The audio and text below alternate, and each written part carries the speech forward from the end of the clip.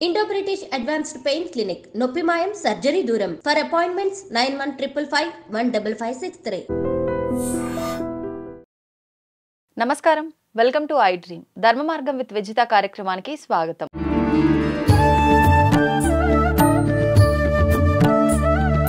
ఈ మధ్య కాలంలో మనందరం కూడా సనాతన ధర్మం యొక్క పేరు ఎక్కువగా వింటున్నాం. కొంతమంది తెలిసి కొంతమంది తెలియక రకరకాలుగా సనాతన ధర్మం గురించి అయితే మాట్లాడుతున్నారు. ఇప్పుడు కొత్తగా మన ధర్మం గురించి ఎందుకు ఇంతగా ప్రతి ఒక్కరి నోటి నుంచి మనం వింటున్నాము? మన సనాతన ధర్మం అనేది ఎంతో కాలం నుంచి, పురాణాల నుంచి కూడా మన ఋషులు పెద్దవాళ్ళు ఎన్నెన్నో రకాలుగా చెప్పుకుంటూనే వస్తున్నారు.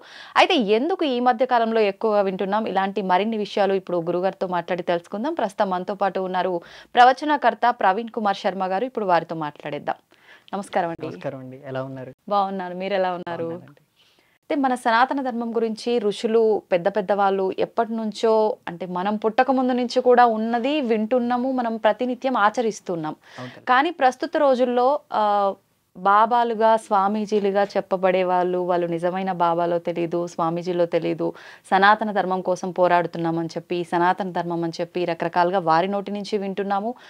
నార్మల్ సామాన్య వ్యక్తుల నోటి నుంచి కూడా సనాతన ధర్మం గురించి వింటున్నాము. అసలు ఏంటండి, వాళ్ళు తెలిసి చెప్తున్నారా, తెలియక చెప్తున్నారా? ఒక్కొక్కరు ఒక్కొక్క రకంగా చెప్తున్నారు. మాలాంటి వాళ్ళం అసలు ఎవరు చెప్పింది నిజము అనే ఒక సందేహంలో పడిపోతున్నాం. మీరేం చెప్తారు దాని గురించి? మీరు అడిగిన ప్రశ్నలో నేను 3 కోవలు తీయాలండి. స్వామీజీలో ఒక దారి, బాబాలు ఒక దారి, అందులో సనాతన ధర్మం మాత్రమే ఎందుకు ఇప్పుడు ఎక్కువగా మాట్లాడుతున్నారని ఒక దారి. ఇందులో బాబాలు అనే కాన్సెప్ట్ సనాతన ధర్మంలో లేదండి. మీరు వాళ్ళని నమ్మనక్కర్లేదు. ఐఎమ్ డైరెక్ట్లీ చెప్తున్నాను, బాబాలు అనేటువంటి విషయం సనాతన ధర్మంలో లేదు. స్వామీజీలు అనేటువంటి వ్యవస్థ ఉంది. ఈ స్వామీజీలు ఇప్పుడిప్పుడు మనం తెలుసుకుంటున్నాం, కానీ వాళ్ళు ఎప్పటి నుంచో సనాతన ధర్మం గురించి మాట్లాడుతున్నారు. మరో విషయం, ఈ సనాతన ధర్మం ఇప్పుడు ఎందుకు ఇలా హైప్గా చేస్తున్నారంటే, కొంతమంది రాజకీయంగా కుట్ర సనాతన ధర్మం పైన చేస్తున్నారు. ఎటువంటి కుట్ర అంటారు? అవి ఈ దేశంలో ఉండేటువంటి ఎక్కువ మెజారిటీ మనమే కదమ్మా. మనం అంటే ఎవరం? హిందువులం.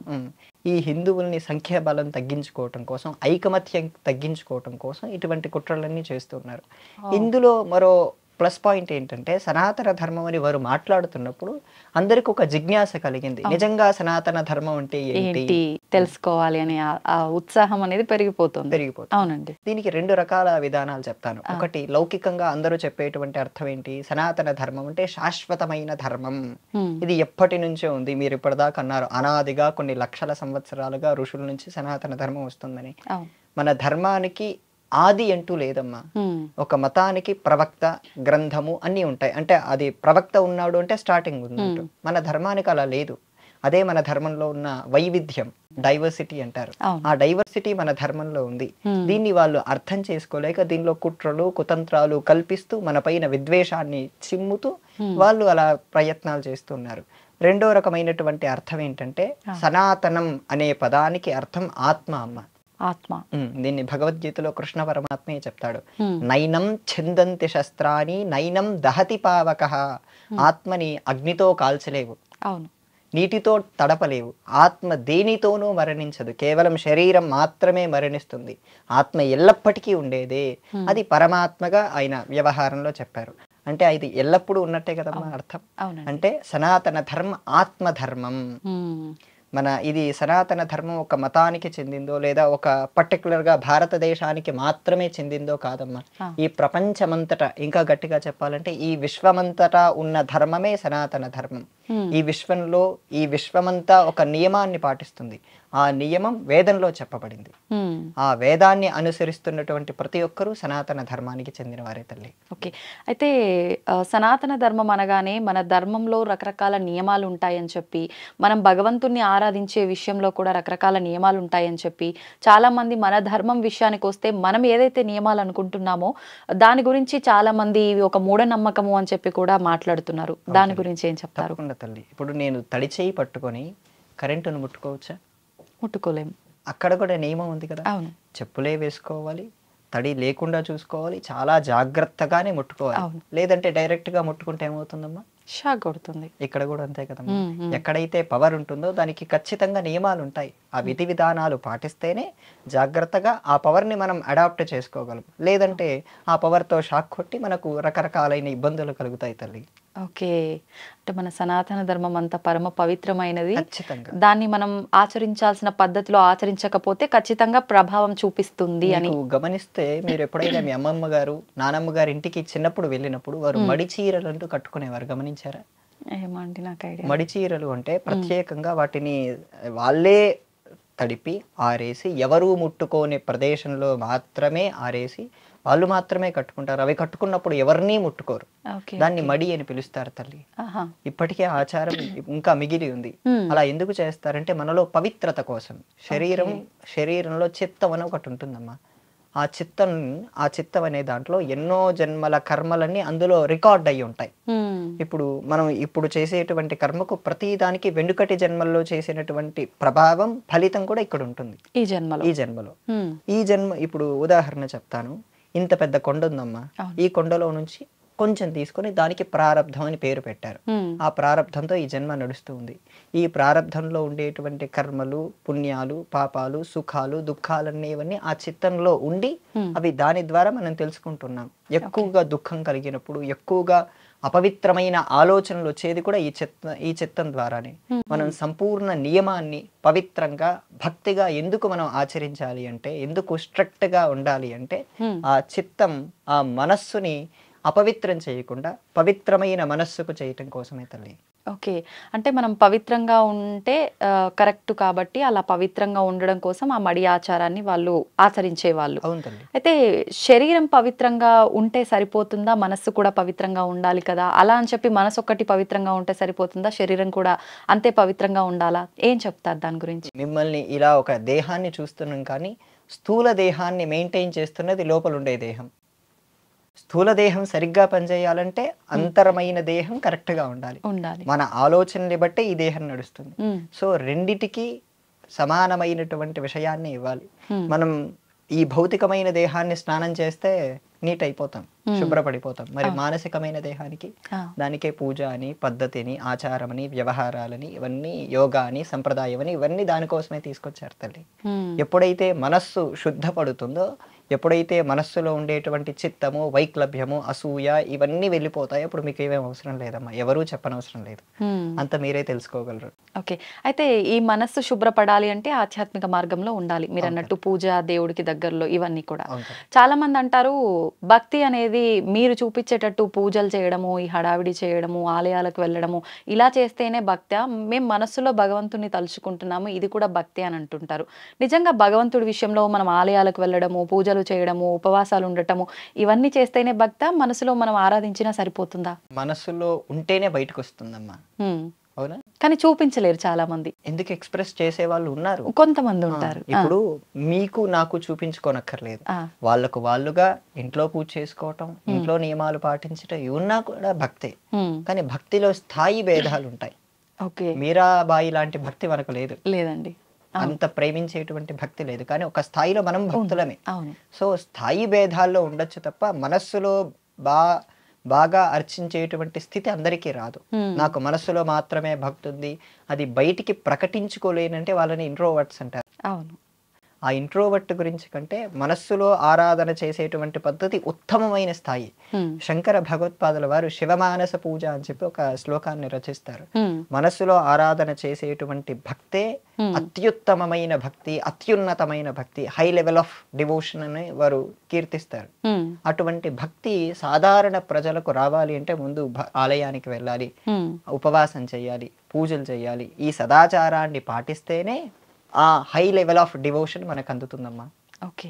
ఈ మధ్య కాలంలో చాలా మంది అంటే మన సనాతన ధర్మం అంటేనే కొన్ని ఆచారాలు, సాంప్రదాయాలు, కట్టుబాట్లు.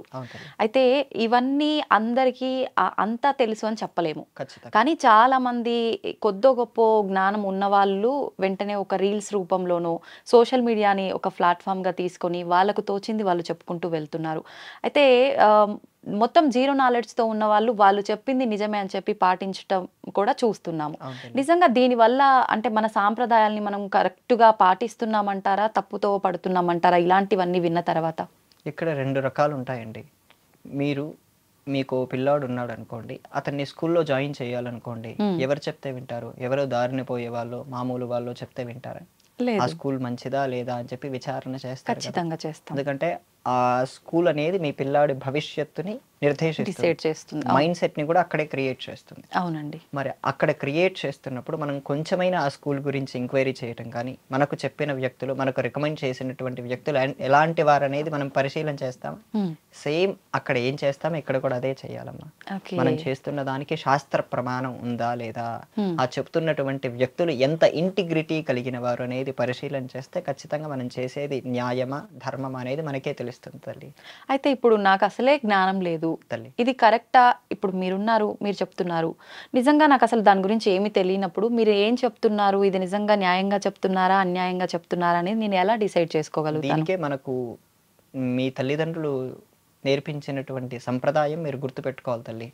మీ అమ్మగారు ప్రతి వినాయక చవితికి వినాయకుడిని ఆరాధించమ్మా, 3 రోజులైనా 5 రోజులైనా పవిత్రంగా నేలపైన పడుకొని వినాయకుడిని ఆరాధించమ్మా అని చెప్తారు. వినాయక చవితి అయిపోయాక, నిమజ్జనం అయిపోయాక మళ్ళీ దసరా వస్తుంది. దసరా ఆరాధించండి అమ్మా, దసరా చక్కగా చేసుకోండమ్మా, 10 రోజులు ఉపవాసం ఉండమ్మా, నేలపైన పడుకోమ్మా, రోజు ఆలయానికి వెళ్ళిరామ్మా అని చెప్తారు. అవునండి. అది అయిపోయిన వెంటనే మళ్ళీ దీపావళి వస్తుంది, దీపావళి కూడా ఇంట్లో లక్ష్మీ పూజ చేసుకోమ్మా అని చెప్తారు. కార్తీక మాసం వస్తుంది, కార్తీక మాసం 4 రోజులు ఎటువంటి మాంసము ఏవి ముట్టుకోకుండా రోజు సాయంత్రం దీపం పెట్టుకోవటం, ఉసిరికాయ దీపం పెట్టుకోవటం, ఆలయానికి వెళ్ళి రావటం, సోమవారం అయితే అభిషేకం చేసుకోవటం, ఇటువంటివన్నీ చెప్తారు. మళ్ళీ కార్తీక మాసం అయిన వెంటనే ఒక 15-20 రోజులు తేడాతోనే ధనుర్మాసం వస్తుంది. ధనుర్మాసంలోనూ అందరూ చేయటం లేదు కానీ అప్పట్లో అందరూ చేసేవారు. ఆ ధనుర్మాసంలోనూ చేసుకునే విధానం ఉంది. రోజు ఇంట్లో మీకు దీపారాధన చేసే పద్ధతి మీ అమ్మగారే నేర్పించారు. ఇంట్లో ఎలాంటి బట్టలు వేసుకోవాలి, ఎలా మాట్లాడాలి, ఎలాంటి సంస్కారం అనేది మీ అమ్మగారే నేర్పించారు. దీనికి మీ అమ్మగారికి ఎవరు నేర్పించారు? వాళ్ళ పెద్దవాళ్ళు, వాళ్ళ అమ్మగారు. ఇదేనమ్మా ప్రమాణం. ఓకే, మనం ఎక్కడి నుంచో తీసుకోవాల్సిన అవసరం కూడా లేదు. మన ఇంట్లో పాటించే ఆచారాలు కట్టుబాట్లు ఫాలో అయితే మనం ధర్మ మార్గంలో వెళ్తున్నట్టే. ఓకే, అయితే మనం ఇందాకటి నుంచి కూడా సనాతన ధర్మం గురించి, మన భగవంతుడి గురించి, వీటి గురించే మాట్లాడుకుంటున్నాం. సనాతన ధర్మం గురించి మనం ఎంతో గొప్పగా మాట్లాడుకున్నాం, విన్నాం, వింటూనే ఉన్నాం, ఆచరిస్తున్నాం. మరి ఇంత మాట్లాడుకుంటున్నప్పుడు మన హిందూ ధర్మం పైన రకరకాల అంటే దుష్ప్రచారాలు జరుగుతున్నా, ఏకంగా మన భగవంతుల పైన, మన దేవుళ్ళ పైన, హిందూ దేవుళ్ళు ఎవరైతే ఉన్నారో వాళ్ళపైనే దాడి జరుగుతున్నా కూడా మనం ముందుకెళ్ళి ఏం చేయలేకపోతున్నాము, దాన్ని ఆపే ప్రయత్నమే చేయలేకపోతున్నాము. అంటే ఈ మధ్యకాలంలో చూసాం కదా, ఆలయాలపైన దాడి జరగటము, ఇలాంటివన్నీ. ఎందుకు ఇలాంటివన్నీ జరుగుతున్నాయి అంటారు? అసలు భగవంతుడు ఉంటే నిజంగా ఇలాంటివి ఎందుకు ఆపలేకపోతున్నాడు అని చెప్పి కొంతమంది మాట్లాడడం కూడా వింటున్నాం. దాని గురించి వేరే ఆ ప్రశ్న డైరెక్ట్ గా అడిగారు. అవునమ్మా, కృష్ణ పరమాత్మ ఉన్నాడు, యుద్ధంలో స్వయంగా కృష్ణుడి ముందే అభిమన్యుడు చనిపోతున్నాడు. మరి అభిమన్యుడిని ఎందుకు కృష్ణ పరమాత్మ ఆపలేదు? తను తలుచుకుంటే ధర్మమా, కాలధర్మం, కర్మధర్మం, కర్మని బట్టి భగవంతుడు ఆచరిస్తాడమ్మా. ఓకే, ఘటోత్కచుడు అంటే భీముడి కొడుకు చనిపోయినప్పుడు కృష్ణ పరమాత్మ నవ్వాడు. ఎందుకు? అక్కడ అతడు కూడా పాండవ పక్షమే. అవును, కానీ ఎందుకు భగవంతుడు నవ్వాడు? భగవంతుడు ఒక దాన్ని చేయాలనుకున్నప్పుడు దాని వెనుక 3 రకాల కారణాలు చూస్తాడమ్మా. ఆది దైవిక, ఆధ్యాత్మిక, ఆది భౌతిక. అంటే అండి, ఒక దానికి ఒకరికి ఇప్పుడు కర్మఫలం ఎలా ఉందని చూస్తాం. మనకు కర్మఫలంలో 3 రకాలు ఉంటాయమ్మా. ప్రారబ్ధం, సంచితం, ఆగామి. ప్రారబ్ధం అంటే ఈ జన్మలో చేస్తున్న దాన్ని ప్రారబ్ధం అంటారు. దీన్ని ఎవరూ పోగొట్టుకోలేరు. రమణ మహర్షి, రామకృష్ణ పరమహంస ఎవరైనా సరే ప్రారబ్ధాన్ని అనుభవించవలసిందే. ఈ సంచితం అనేటువంటిది ఏదైతే ఉందో, సంచితం అనేది ఒక కొండ అనుకోండి, ఆ కొండలో నుంచి కొంచెం తీసుకున్నాం, దాన్ని ప్రారబ్ధం. ఈ ప్రారబ్ధంలో బ్రతుకుతూ దీంట్లో చేసిన తప్పులు గాని, పుణ్యాలు గాని, పాపాలు గాని ఏవైనా సరే అవి ఆగామికి వస్తాయి. ఇవి ఆది దైవిక, ఆధ్యాత్మిక, ఆది భౌతిక ఇలా చూసుకోవాలమ్మా. ఆది భౌతిక అంటే మనం భౌతికంగా చేసేటువంటి తప్పుల్ని కూడా పరిశీలన చేస్తారు. అది చిన్నది కావచ్చు, పెద్దది కావచ్చు. చిన్న చిన్న వాటిని ఆధ్యాత్మికంగా ఉన్న దాంతో పోగొట్టుకోవచ్చు. పెద్ద పెద్ద కర్మల్ని పోగొట్టుకోలేం, వాటిని అనుభవించవలసిందే. అందుకే రామకృష్ణ పరమహంస ఆయన చివరి వయసులో కూడా ఆయనకు వ్యాధి వచ్చి ఆయన చనిపోయారు. సో కారణం ఆయన ఎంతటి స్థితిలో ఉన్నప్పటికీ, ఎంత పరమహంస అయినప్పటికీ ఆయన ప్రారబ్ధాన్ని తొలగించుకోలేరు. ఒకవేళ ఆయన అమ్మవారిని అడిగింటే తొలగించేదేమో, కానీ ఆయన అడిగే స్థితి దాటడు. కారణం కర్మని దాటి ఎవరు పని చేయరు. ఒకవేళ నిజంగా అలా దాటాల్సి వచ్చి ఆయన అమ్మవారిని వేడుకొని అది అక్కడతో పోయింది అంటే అది మళ్ళీ నెక్స్ట్ జన్మలోకి వచ్చే అవకాశం ఉంటుందా? అందుకే దాని పేరు ఆగామి అన్నారు. ఈ సంచితం అనేది ఒక కొండ అమ్మ, ఒక హిమాలయన్ మౌంటైన్. దాంట్లో నుంచి మీరు తీసుకున్నది ఒక చిన్న స్టోన్. ఈ చిన్న స్టోన్ లో ఉన్నప్పుడే మళ్ళీ మీరు తప్పులు చేసిన అది ఆగామికి వచ్చి ఆగామిలో నుంచి అది మళ్ళీ సంచితానికే వస్తుంది. సో ఇది సైకిల్ ప్రాసెస్ తల్లి, వడ్డీతో సహా పెరిగిపోతూనే ఉంటుంది అక్కడ. అందుకు ఈ ప్రారంధంలో ఉన్నప్పుడే దీన్ని ధ్వంసం చేసుకోవాలి. దీని పేరు ఏంటమ్మా? సంచితం. సంచితాన్ని ధ్వంసం చేసుకోవాలి. దీంట్లో ఉన్నప్పుడు ధర్మబద్ధంగా జీవిస్తూ ఇది తప్పులు చేయకుండా ఉండాలి. చాలా క్లారిటీగా ఉంది కదా? అవును, అవునండి. ఈ తప్పులు చేయకుండా ఉన్నప్పుడే మనం ఈ సంచితము ధ్వంసమై ఇది చెయ్యకుండా కేవలం ప్రారంధం అయిపోయిన వెంటనే శరీరం పడిపోతుంది, మోక్షం వచ్చేస్తుంది. కానీ చెప్పినంత ఈజీ కాదండి సంచితంలోకి నుంచి అంతా తీసుకొని దాన్ని క్లియర్ చేసుకోవాలి అని అంటే. ఇప్పుడు మానవులు అంటేనే ఒక రకమైన కోరికలు, వ్యామోహాలు, రకరకాల వాటిలో కొట్టుమిట్టాడుతుంటాం. బంధాలు, బంధుత్వాలు, ఎంతసేపు ఇది నాది, ఇది నాది, నాది అనే ఒక మూర్ఖత్వంలోనే ఉంటాం కదా. ఇలా ఉండటం వల్ల ఇంకా మనం పెంచుకుంటూనే పోతుంటాం తప్ప అసలు నిజంగా తగ్గించుకొని మోక్షాన్ని పొందే అవకాశం ఉంటుందంటారా? Maintain like Krishna, live like Rama, అంతే అంటారా? కదండి, బాగుంది కదా. నేను మొన్న ఎప్పుడో ఒకరికి చెప్తుంటే ఇది గుర్తొచ్చింది. ఓకే, మనం కృష్ణుడిలాగే, కృష్ణుడికి 8 మంది భార్యలు 16,000 మందితో ఉంటూనే కానీ తను ఇంట్రోవర్ట్ గా అంతర్ముఖుడై ఉండి తన ధర్మాన్ని తను పాటిస్తూ ఉన్నాడు. ధర్మబద్ధంగా రాముడు ఎక్కడా 1% కూడా తన ధర్మాన్ని తప్పలేదు. అలా మనం పాటించగలిగితే వాళ్ళిద్దరిని ఇన్స్పిరేషన్ గా తీసుకోవాలి తల్లి. వాళ్ళ లైఫ్ మన లైఫ్ ఒక పక్కన పెట్టుకోవాలి. రాముడు ఎలా పుట్టాడమ్మా? అయోధ్యలో ఎంత వైభవంగా పుట్టాడు. చివరికి ఎక్కడ ఉన్నాడు? అడవిలో ఉన్నారు. అడవిలో 13 ఏళ్ళు ఉండాక తర్వాత వారి సీతమ్మ కోసం ఆ అడవంతా వెతుకుతూ ఎక్కడో శ్రీలంక వెళ్ళి రావణాసురుణ్ణి తీసుకొని వస్తే అప్పటికి కూడా డైరెక్ట్ గా అమ్మవారితో మాట్లాడలేదు కదా, పరీక్ష పెట్టాడు. ఇదంతా మనం ఆ లైఫ్ ని మన లైఫ్ కి కనెక్టివిటీ చేసుకుంటే, కోఆర్డినేషన్ చేసుకుంటే మనం ఖచ్చితంగా మనం ధర్మ మార్గంలో ఉండి అంటనట్టు ప్రతి దాంట్లో ఓవర్ రిలేషన్షిప్ ఉంటే ఖచ్చితంగా అక్కడ బాధే ఉంటుందమ్మా. ప్రతి దాంట్లో పూర్తిగా లీనమైపోయి వాళ్ళు మెసేజ్ చేస్తూనే ఉంటాను అలా ఇలా పూర్తిగా కాకుండా అడిక్ట్ అయిపోకుండా పూర్తిగా ఉంటూ, అలా కాకుండా వీళ్ళు మనకు చెయ్యరు అనేటువంటి భావనతో ఉంటూ ఖచ్చితంగా మన పని మనం చేసుకోగలిగితే ఖచ్చితంగా మనం ఆ సంచితాన్ని పోగొట్టుకుంటాం, ఇటు చేయగలుగుతాం. నీ ప్రశ్నలో ఈ కృష్ణ పరమాత్మ అభిమన్యుణ్ణి ఎదురుగా చంపేస్తున్నా సరే తను కాపాడలేదు. ఒకవేళ అనుకుంటే కనుచూపులతో కాపాడగలడు. అలాగే మన ధర్మం పైన ఇన్ని దాడులు జరుగుతున్నా మనం ఎందుకు కాపాడలేకపోతున్నాం? ఇది మన మెయిన్ ప్రశ్న. అవునండి. ఇక్కడ మీరు నేను అనేటువంటి వాళ్ళ మధ్యతరగతి వ్యక్తులం. మనకు మన కుటుంబాన్ని పోషించుకోవటమే ఒక రకమైన భారంగా ఉంటుంది. అవును, అది ఒక ఎంతో బాధ్యత కూడుతున్నది. పొద్దున లేస్తే కుటుంబం గురించి ఆలోచించాలి, సంపాదన, మన వ్యవస్థ, ఇవే చూస్తాం. అవునండి. మనం రోజు కుదరకపోయినా వారానికి ఒక్కసారైనా ఆలయానికి వెళ్ళాలని చూస్తూ ఉంటాం. ఇది మన బాధ్యత. ఇప్పుడు ఆలయం రాత్రిపూట ధ్వంసం చేసి వెళ్ళిపోయారు, మనం చూడలేదు. ఉదయం వచ్చాక మనం ఏం చేస్తాం? ఆలయానికి వెళ్ళి బాధపడతాం, లేదా దాని గురించి అక్కడ చిన్న ధర్నా చేస్తాం. ఆ ధర్నా చేసినప్పుడు పెద్ద గొడవ మీ పైన కేసు అయితే ఏం చేస్తారమ్మా? పోయి జైల్లో కూర్చుంటాము, మన కుటుంబం ఇబ్బందుల పాలవుతుంది. కానీ అలా అని ఊరుకోవడం కరెక్టే అంటారా? ఇక్కడేనమ్మా కావాల్సింది. దీని పూర్వం రాజధర్మం అనేవారు. మన రాజధర్మం ఏంటి? వాళ్ళు ఆలయాన్ని, వ్యవస్థని, సంప్రదాయాన్ని, సదాచారాన్ని ముఖ్యంగా మొదటగా రక్షించాల్సింది వాళ్ళే. ఇది రాజధర్మంలో ప్రధానం. ప్రభుత్వం దీనిలో ఫెయిల్ అయిందమ్మా, మీరు నేను కాదు.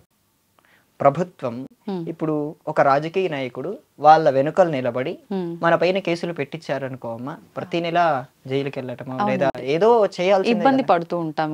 మరి అటువంటి ఇబ్బంది సామాన్యుడు కుదురుతుందా? సామాన్యుడికి తన కుటుంబాన్నే తనకు వచ్చినటువంటి చాలని జీతంతో బ్రతుకుతున్నవాడు ఇటువంటి కేసుల్లో ఇరుక్కొని లేదా అతడు గవర్నమెంట్ ఉద్యోగాలకు ప్రయత్నిస్తుంటే ఇదంతా ఇబ్బందే కదా. అవునండి. ఇక్కడ చూడవలసినటువంటి బాధ్యత ప్రభుత్వానిది.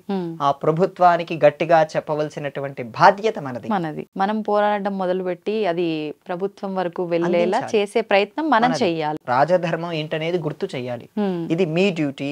నా డ్యూటీ ఏంటి? ట్యాక్స్ కట్టడం. నేను నీకు సరిగ్గా ట్యాక్స్ కడుతున్నానా లేదా మీరు నన్ను ప్రశ్నించండి. నేను ట్యాక్స్ కట్టకపోతే మీరు నన్ను అడగండి. అయితే ఇప్పుడు భగవంతుడి విషయంలో మనం కొంచెం అజాగ్రత్తగా ఉంటేనే ఏం జరుగుతుందో అని చెప్పి రకరకాలుగా భయపడుతుంటాం. ఏదైనా ఒక పద్ధతి ప్రకారం వెళ్ళాలి అన్నప్పుడు ఆ పద్ధతి కొంచెం ఎక్కడన్నా అటు ఇటు అవుతుందంటేనే అమ్మో ఎక్కడ ఏ దోషం వస్తుందో, ఏం తప్పు చేస్తున్నానో, ఏమవుతుందో అని చెప్పి. భగవంతుడు పైడే దాడి చేశాడు అనంటే ఇక్కడ మనం శిక్షించలేకపోయినా భగవంతుడి దగ్గర ఖచ్చితంగా శిక్ష అనేది పడుతుంది కదా. ఎటువంటి దోషం ఉంటుందంటారు అటువంటి వాళ్ళకి? దోషం అనటం కంటే అది నరకంలో విపరీతమైన శిక్షలు ఉంటాయమ్మా. అవి చెప్పలేని వర్ణించరాని శిక్షలు. నరకంలో 84 లక్షల నరకాలు ఉన్నాయమ్మా అన్ని. దాంట్లో 84 లక్షల రకాలు, ఒక్కొక్క రకంలో ఒక్కొక్క రకమైన శిక్ష. అంటే నరకం, స్వర్గం ఇవి ఉన్నాయి అంటారు 100%. 100%. ఓకే. మీరు నమ్మినా నమ్మకపోయినా ఇప్పుడు ఈ దేహం వదిలేశారు. ఈ దేహం వదిలేశాక మీ సోల్ ఎక్కడికి వెళ్తుందంటే సమాధానం ఏం చెప్తారు? అంటే మనం వాడుకునే నార్మల్ మాటలను బట్టి మనం చేసే పనులైతే ఏ రకంగా ఉన్నాయో అవి మంచిగా ఉంటే స్వర్గం, లేదు అని అంటే నరకం అని చెప్పి మాట్లాడుకుంటుంటాం. మనకు తెలియకుండా తప్పులు చేస్తాం. అప్పటిదాకా సంచితంలో చేసినవి లేదా ప్రారంభంలో ఉన్నవి ఆ తప్పుల్ని అనుభవించటానికైనా మనం నరకానికి వెళ్ళాలి. కొంతమంది కేవలం స్వర్గానికి వెళ్లే వాళ్ళు ఉంటారు. మానవులం అన్నాక ఖచ్చితంగా తెలిసి కొన్ని చేస్తాం, తెలియక కొన్ని చేస్తాం. ఎంత కరెక్ట్ గా ఉండాలన్నా తెలియకుండానే కొన్ని తప్పులు చేసేస్తూనే ఉంటాము. అంటే ఎదుటి వారిని ఒక రకంగా తెలియకుండా ఇబ్బంది పెట్టడం కూడా చూస్తుంటాం. ఇది కూడా ఒక తప్పు కిందకే వస్తుంది కదా. మరి ఖచ్చితంగా ఎవరి వాటలో కూడా అది తప్పు అనేది ఉన్నప్పుడు స్వర్గానికి ఎవరు వెళ్తారు అసలు? అందుకేనమ్మా పూర్వం ఈ రాజులు ఏం చేసేవారంటే యాగం చేసేవారు.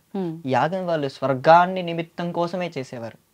ఆ స్వర్గాన్ని నిమిత్తం కోసం చేసి వాళ్ళు పుణ్యాన్ని పాపాన్ని క్యాలిక్యులేట్ చేసుకునేవాళ్ళు. ఇప్పుడు ఉదాహరణకు నేను 5 రోజులు నరకంలో ఉంటే 50 సంవత్సరాలు స్వర్గంలో ఉండాలి. క్యాలిక్యులేషన్. ఈ తప్పు 5 రోజులు చేశాడు, దానికి ప్రాయశ్చిత్తం ఏంటి? తను మానసికంగా బాధను అనుభవించటమే. ఒక వ్యక్తి పాపం చేశాడు అనుకుంటే ఇక్కడే పాపాన్ని తొలగించుకోవచ్చమ్మా. చాలా ఈజీ. పురాణము, శివపురాణము మరియు మహాభారతం చెప్తుంది. ఇప్పుడు మీరు పాపం చేశారు అనే మీకు భావన కలిగినప్పుడు 4 రకాలు ఉంటాయమ్మా. ఇక నేను ఎప్పుడూ పాపం చేయను అనే ప్రతిజ్ఞ చేసినప్పుడు ఆ పాపం పోతుంది 25% అందులో. ఇక నేను ఆ పాపం ఎప్పుడూ చేయనన్నప్పుడు 25% పోతుంది, ఇంకా 75% ఉంటుంది. ఇక నేను కేవలం మంచి పనులే చేస్తాను అన్నప్పుడు మిగతా 25% పోతుంది. అంటే ఓన్లీ మనం మాట అనుకుంటేనే, అంటే ఆచరిస్తే ఇంకెంత బాగుంటుంది. ఇక్కడ ఆచరణ చేస్తుంటే మిగతా 25% పోతుందమ్మా. Okay okay. ఇక పూర్తిగా మంచి పనులే చేస్తూ ఆ పూర్తి పాపం గురించి మర్చిపోయి ప్రాయశ్చిత్తంగా బ్రతుకుతున్నప్పుడు 100% పాపం పోతుంది. అప్పుడు వాళ్ళు స్వర్గాన్ని క్యాలిక్యులేట్ చేసుకుని అద్భుతమైన యాగాలు చేయటం కానీ, రాజసూయం కానీ, అశ్వమేధం కానీ ఇటువంటివన్నీ యాగాలు చేయటం, అందరికీ అన్నదానాలు చేయటం, బావులు తవ్వించటం, నీళ్లు ఏర్పాటు చేయటం, జలదానాలు చేయటం, ఇటువంటివన్నీ చేయటం ఇందుకోసమేనమ్మా.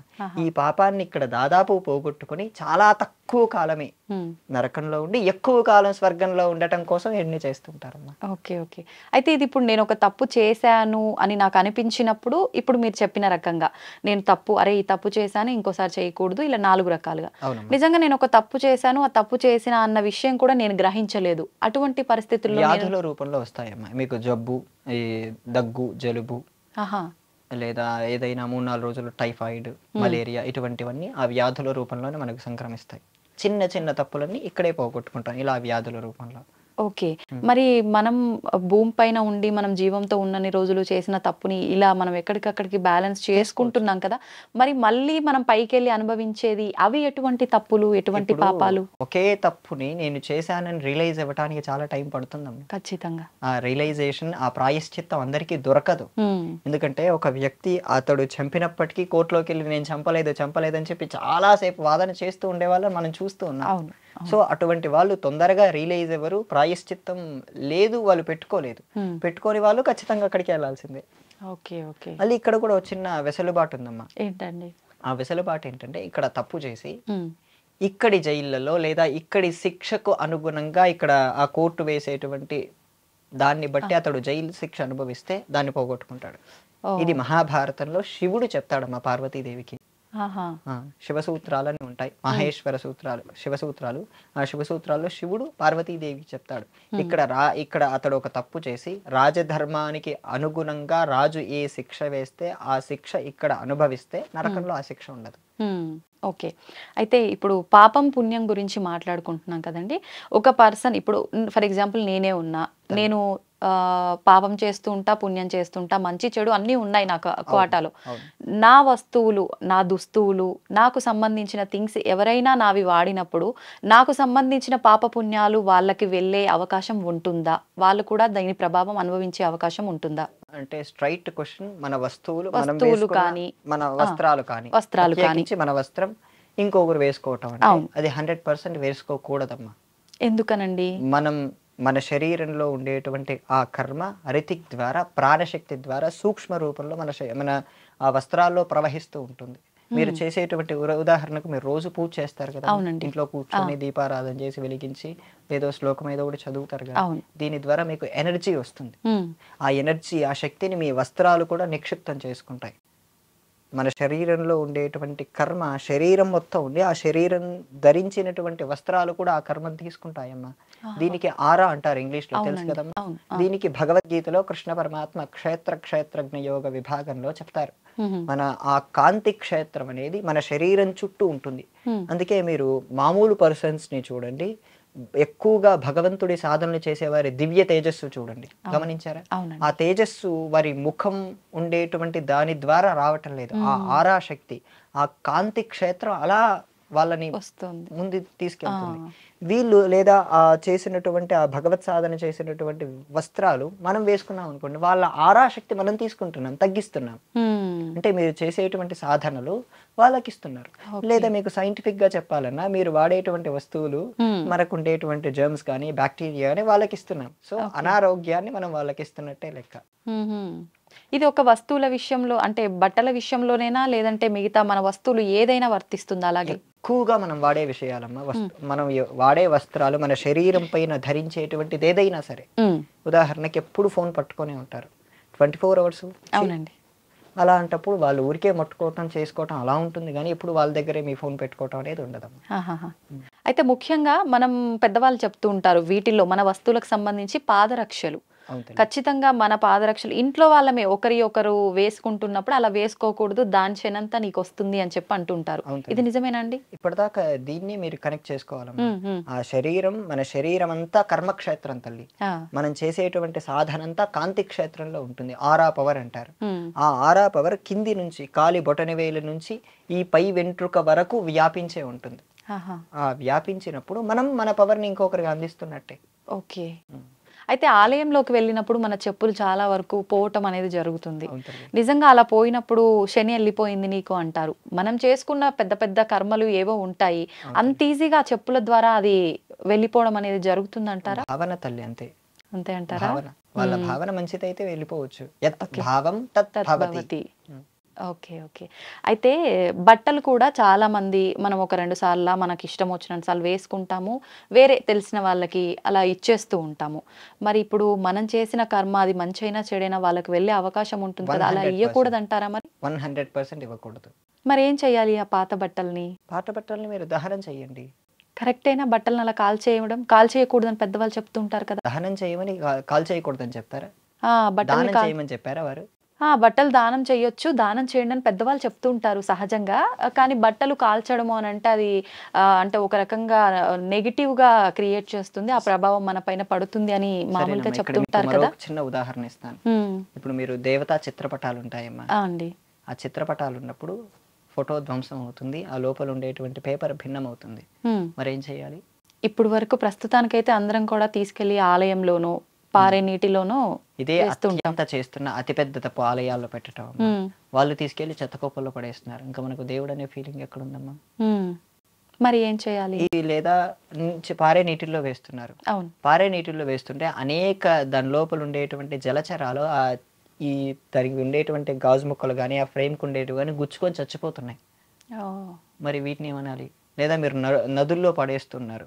నదుల్లో పడేస్తున్నప్పుడు అవన్నీ మళ్ళీ రిఫ్లెక్షన్ అయ్యి బయటికే వస్తున్నాయి. దేవుడి పటాలని మందిరాల్లో పెట్టడం ద్వారా ఏం చేస్తున్నారు అంటే, వాళ్ళు అక్కడ రావి చెట్టు ఉంటే అక్కడ పెట్టేస్తున్నారు. అవునండి. లేదా భూమిలోపలికి వెళ్ళిపోతున్నాయి, ఆ గాజు ముక్కలు అక్కడే మిగిలిపోతూ ఉన్నాయి. లేదా ఆ ఫోటోలన్నీ అక్కడెక్కడే ఎక్కువైపోతూ ఉన్నాయమ్మా. వాళ్ళు తీసుకెళ్లి పక్కన ఉండే చెత్త కుప్పల్లోనే వేస్తున్నారు. దీనికి పరిష్కారం ఆ ఆలయం ద్వారా కానీ ఆ చుట్టుపక్కల ఉండేటువంటి వాళ్ళు తీసుకోవాల్సినది ఏంటంటే, ఆ ఫ్రేములన్నీ తీసేసి పైనుండే గాజు పెంకులు కూడా తీసేసి కేవలం అమ్మవారి చిత్రపటాన్ని లేదా స్వామివారి చిత్రపటాన్ని తీసుకొని కృత్తికా నక్షత్రం రోజు అగ్ని సంబంధమైన మంత్రాలు చెబుతూ అగ్నికి దహనం చేయటమేనమ్మా. ఇంతకు మించి మరో పరిష్కారం ఉందా? ఒకవేళ ఎవరికి వాళ్ళు అలా దహనం చేయాలి అని బ్రహ్మాండంగా వారికి అగ్ని సంబంధమైన మంత్రాలు ఉంటాయి, వారు తెలుసుకుంటే దానికి తప్పకుండా చేసుకో. మంత్రం లేకుండా దహనం చేయడానికి లేదా? ఆ భావన ఉండాలమ్మా. హోమం చేస్తే మనకు ఈ వాటర్లో వేయటం కంటే ఇది కొంచెం సరైన పద్ధతి. ఎందుకంటే మనలో కొంతమంది భక్తి అనే భావంతో ఏ ఆలయానికి వెళ్ళినా కూడా ఫోటో తెచ్చుకోవటం, ఇంట్లో పెట్టుకోవటం, గది నిండిపోవటం. కొంతమంది గది లేకుండా చిన్న గూడే ఉంటుంది, ఆ గూడంతా నిండిపోయి ఉంటుంది. ఒకరికి పూజ చేయాలా, ఎంతమంది పూజ చేయాలో అర్థం కాక అక్కడ గందరగోళంతో నిలబడి ఉంటారు. అటువంటి వారికి ప్రశాంతత లభించటం చాలా కష్టం. అన్ని దేవుళ్ళ దగ్గరికి లేదా అన్ని తీర్థయాత్రలకు వెళ్ళినప్పుడు ఫోటోలు కొనుక్కోనక్కర్లేదమ్మా. అక్కడ మనం దర్శించి రావటమే, అది పెట్టుకోండి. ప్రధానంగా మన మందిరాల్లో ఉండవలసింది మన కులదేవత, ఇష్టదేవత, ఈ 2-3 ఉంటే చాలమ్మా. సంప్రదాయంగా మీ అమ్మగారు గాని లేదా మీ అత్తయ్య గారు గాని వాళ్ళు అందించినటువంటి పరంపర ఒకటి ఉంటుంది, ఆ పరంపర పెట్టుకుంటే చాలమ్మా. ఇంతకు మించి ఎక్కువ అవసరం లేదు. ఎక్కువ పెట్టుకుంటే ఏ దేవుడి పైన ధ్యాస పెట్టాలనే దృష్టి మీరు పోగొట్టుకుని మీలో ఉండే శాంతత్వాన్ని పోగొట్టుకుంటున్నారు. భగవంతుడు అంటేనే భగవంతుడి నుంచి మనం శాంతాన్ని పొందటం. మరి మీరు శాంతాన్ని పోగొట్టుకుంటా గందరగోళంలో ఉండటం అనేది మీకు ఇబ్బందినే కలిగిస్తుంది తల్లి. ఓకే, అయితే ఇప్పుడు ఎలాగో పూజా మందిరం టాపిక్ వచ్చింది కాబట్టి అండి, నిజంగా ఇప్పుడు పూజా మందిరంలో ఒక ఆర్డర్ లో వరుసగా 1-2 ఉంటే పెట్టేస్తాము. ఎక్కువగా ఇప్పుడు మీరు చెప్పినట్టుగా ఉండటం వల్ల ఒక దేవుడి ముందు ఇంకొక దేవుడు, లేదంటే ఇలా అడ్డంగా కొన్ని నిలువు ఇట్లా కొన్ని చిందరవందరగా పెట్టేస్తారు. అది అలా పెట్టడం కరెక్టే అంటారా? వరుస అనేది ఇక్కడ వరుసతో సంబంధం లేదమ్మా. అక్కడ ఉన్నది వాళ్ళకి కలగవలసినటువంటిది. అక్కడ 100 ఫోటోలు ఉండనివ్వండి, 1 ఫోటో ఉండనివ్వండి, 1,00,000 ఫోటోలు ఉండనివ్వండి, అక్కడ ఉన్నది ఆ అన్ని రూపాల్లో ఒకే పరమాత్మ కనపడుతున్నాడు అనే సత్యం వాళ్ళలో తెలిసినప్పుడు ఏ ఆర్డర్ ఉన్నా ఏమీ కాదమ్మా. అర్థమైందా తల్లి? ఇప్పుడు ఏంటంటే గణపతి ఉంటాడు, గణపతి పక్కనే కుమారస్వామి ఉంటాడు, మధ్యలో అమ్మవారు ఉంటే తప్ప కాదు కదా. లేదా లక్ష్మీదేవి వస్తుంది అడ్డండి, వాళ్ళిద్దరికి ఎటువంటి గొడవలు లేవు. సో మనకే మన భావనలో వాళ్ళందరూ ఒకే పరమాత్మ రూపాలుగా మనకు ఈ శక్తిని, ఈ విశ్వాన్ని నడిపించడం కోసం ఇన్ని రకాలుగా కనపడుతున్నారు. వాళ్ళందరూ ఒకే పరమాత్మ అనే భావనలో మనలో పెట్టుకున్నప్పుడు ఎన్ని ఫోటోలు ఉన్నా ఏమున్నా ఏమీ కాదు తల్లి. ఓకే, అయితే ఇప్పుడు పూజా గదిలో ఫోటోల వరకు ఓకే, చాలా మంది ఈ మధ్య కాలంలో విగ్రహాలు కూడా పెడుతున్నారు. విగ్రహాలు పెట్టడం కరెక్టే అంటారా అండి? విగ్రహాలకు పరిమితి ఉంది తల్లి. విగ్రహం పెట్టాలంటే దానికి ఇంట్లో సంపూర్ణ సదాచారము, నియమము. ఉదాహరణకి ఇప్పటిదాకా చెప్పినట్టు మనం తడి చెయ్యిని పెట్టి నేను కరెంటు ముట్టుకోవచ్చా అంటే ఏమంటాం? ముట్టుకోకూడదని చెప్తాం. ఇక్కడ కూడా ఇంట్లో పెట్టుకునేటువంటి దానికి పరిమితి ఉంది తల్లి. ఇంట్లో మీరు శివలింగాన్ని ఉంటున్నారు, అందులో ఇంటి యజమాని బొటని వేలుని పట్టి పెట్టుకోవాలి. లేదా కొంతమంది అరచెయ్యి చెప్తున్నారు, మీ అరచెయ్యి అంత ప్రమాణంతో ఇంట్లో పెట్టుకోవాలి. దానికి రోజు నైవేద్యం పెట్టాలి తల్లి, ప్రతిరోజు.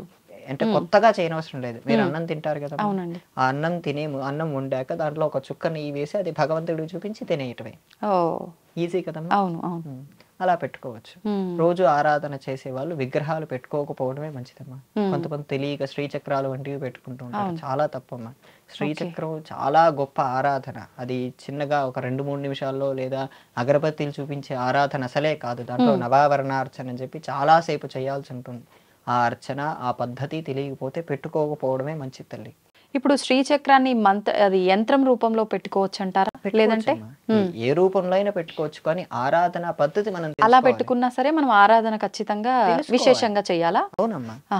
ఇప్పుడు ఒక శక్తి మీ ఇంట్లోకి వస్తుందమ్మా, ఒక పెద్ద జనరేటర్ పెట్టారు, ఆ జనరేటర్ కావాల్సిన సౌకర్యాలు మీరు ఏర్పాటు చేసుకోవాలి. ఆ ఏర్పాటు చేసుకుంటే ప్లస్ బాక్స్ లో దీన్ని కనెక్ట్ చేస్తానంటే ఆ పవర్ తట్టుకుంటుందా? లేదు. సో దీనికి కావాల్సినటువంటి విధానాలు ఉంటాయి. అందుకే నేను ఇప్పటిదాకా చెప్పినట్టు మీ కులదేవత, మీ ఇష్టదేవత మీకు వంశపారంపర్యంగా మీ అత్తయ్య గారు కానీ మీ అమ్మగారు కానీ అందిస్తున్నటువంటి పరంపర ఒక విధానం ఉంటుంది. దాన్ని మాత్రమే బాగా ఆరాధన చేసుకోండి. అందుకే వాళ్ళు దాన్ని అలా జాగ్రత్తగా ఇంట్లో మీకు చిన్నప్పుడు దీపారాధన చేయటం ఇలాగా, పూజ చేయటం ఇలాగా వాళ్ళు నేర్పించారు. ఆ నేర్పించిన పద్ధతి ఎవరో యూట్యూబ్ లో చెప్పారని కొత్తగా ట్రాక్ తప్పి వచ్చారనుకోండి, మీరు చేసుకోలేని పరిస్థితుల్లో ఉండి ఇబ్బంది పడతారు. కొంతమంది చిన్న స్ఫటిక శివలింగాలు కానీ శ్రీచక్రాలు కానీ కొని పెట్టేస్తుంటారు. వాటికి ఆరాధన ఏమీ చేయరు, అగరబత్తిని చూపించి ఏదో ఒక బెల్లం ముక్క పెట్టేసి అయిపోతుంది అంటారు. వాటికి అలా చేయకూడదు. ఒక దాన్ని పెట్టుకున్నప్పుడు దానికి తగినటువంటి పద్ధతే చెయ్యాలి.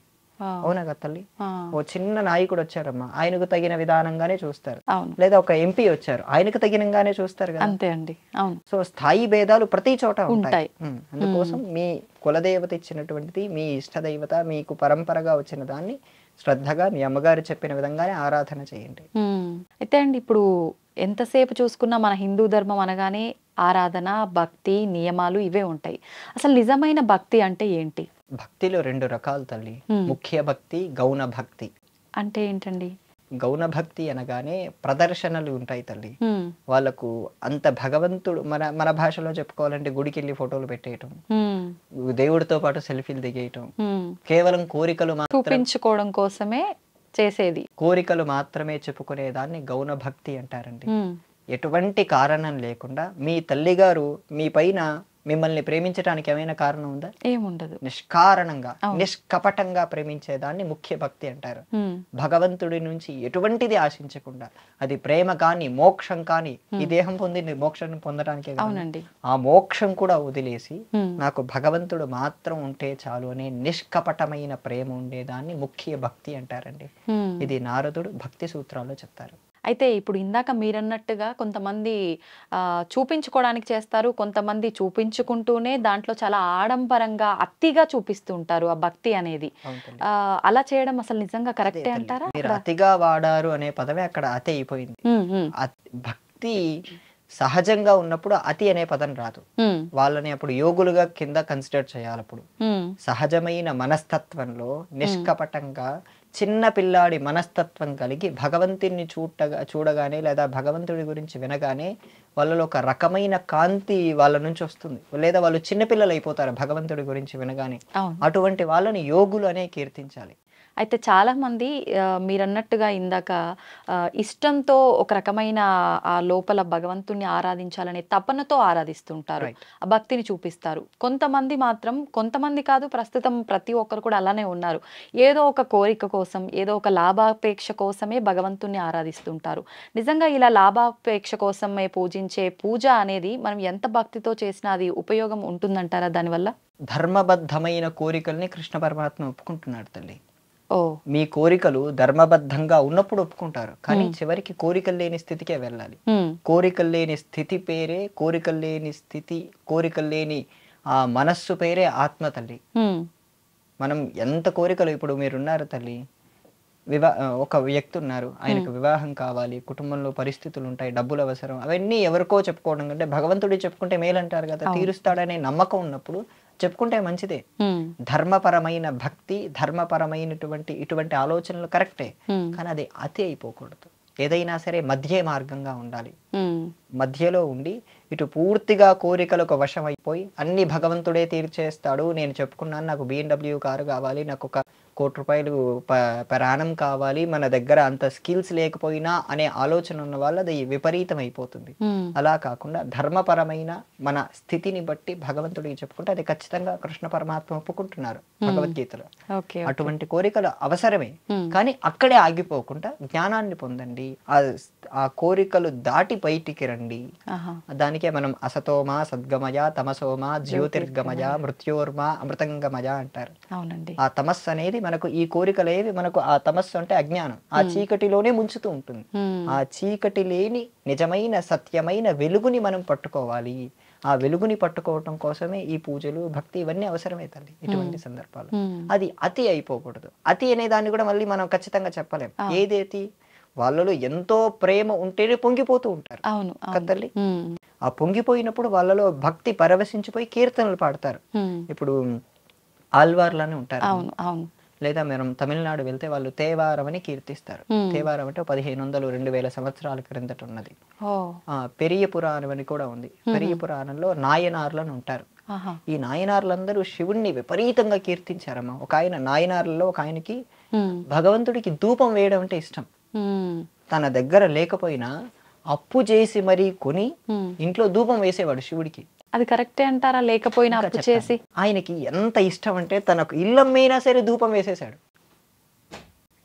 అంత ధూపం వేస్తే ఇంకా భగవంతుడు ఇతడి ఇస్తే అంటే అది మనం వర్ణించలేము. దాన్ని అతి అని మనకు కనపడుతుంది. అతడి దృష్టిలో నేను భగవంతుడికి ప్రేమను అర్పించుకుంటున్నాను అనిపిస్తాడు. అప్పుడు భగవంతుడు అతనికి కనపడ్డాడు.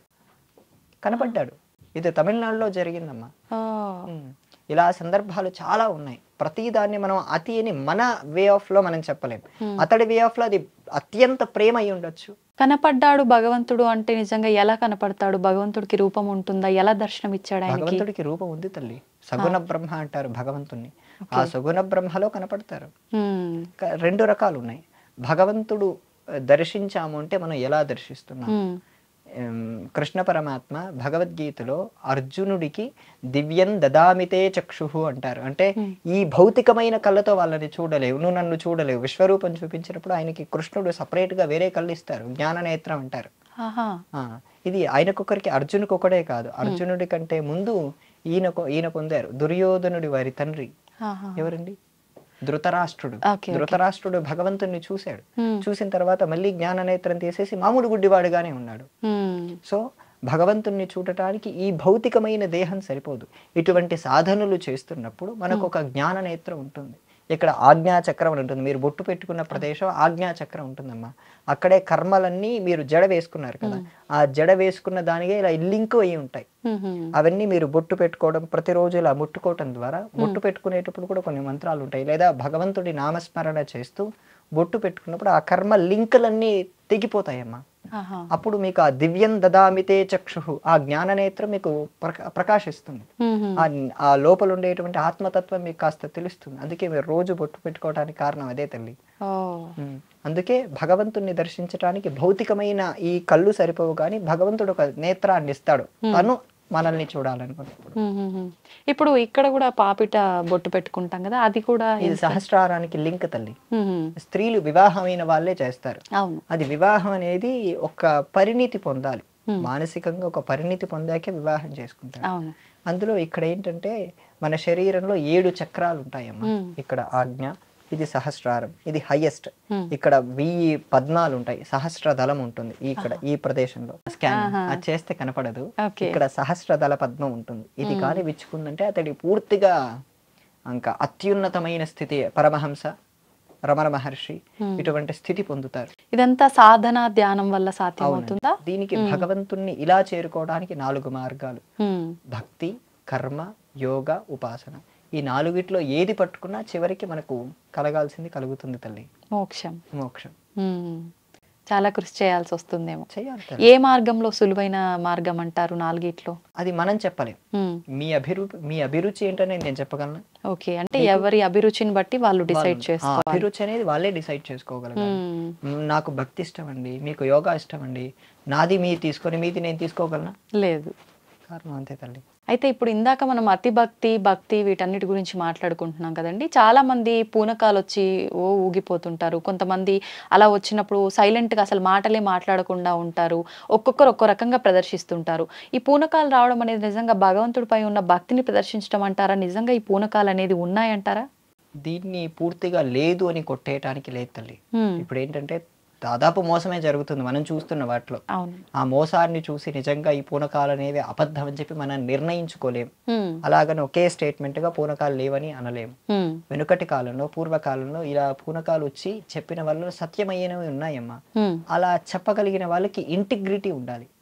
భగవంతుడు ఒక దేహాన్ని లేదా ఆ దేవత ఈ దేహాన్ని పొందాలనుకున్నప్పుడు, లేదా ఈ దేహం ద్వారా ఏవైనా ఆ దేవతా శక్తి చెప్పించాలనుకున్నప్పుడు వాళ్ళలో న్యాయసంధత బాగా పరిశీలిస్తారు. వాళ్ళు న్యాయంగా బ్రతుకుతున్నారా, సదాచారంగా పాటిస్తున్నారా, ఇది పరిశీలించి ఆ దేవత చెప్పాల్సింది చెప్పి వెళ్ళిపోతుంది.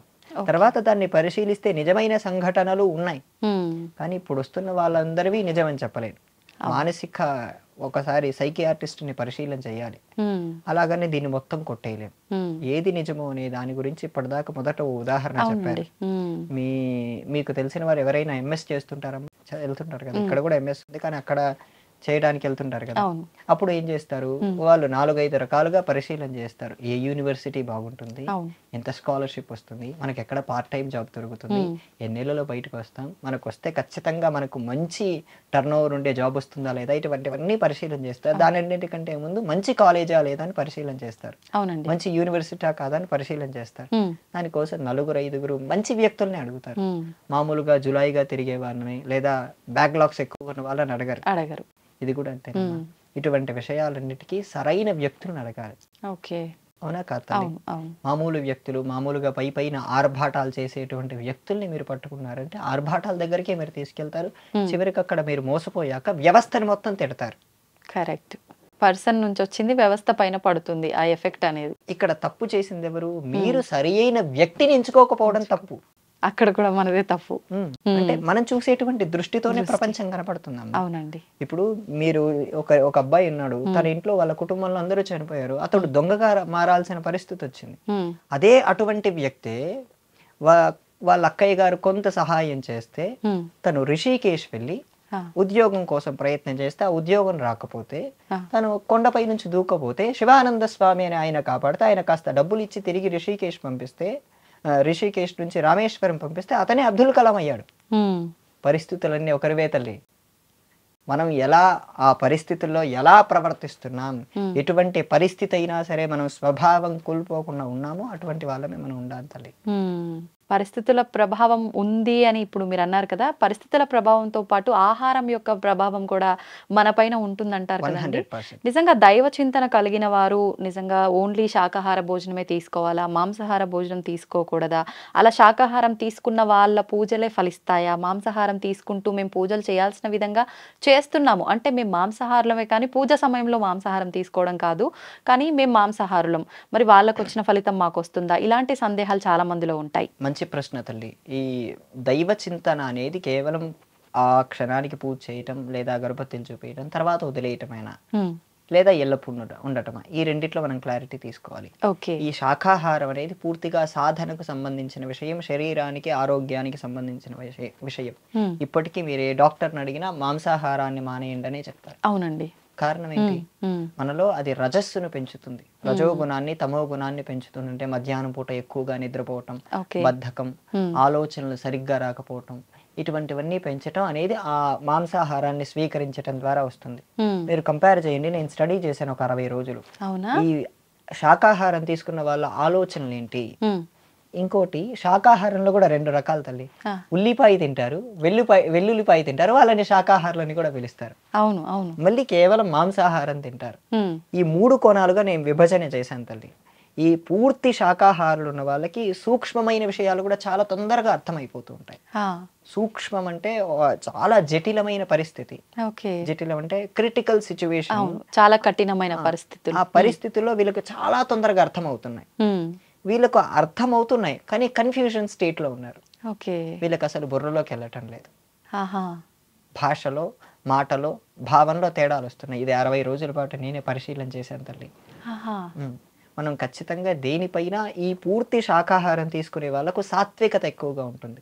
పూర్తి సత్వగుణం అంటే వాళ్ళని దేవతలు అంటారు. పూర్తి సత్వగుణం రాకపోయినా సత్వస్థాయి ఎక్కువగా ఉంది.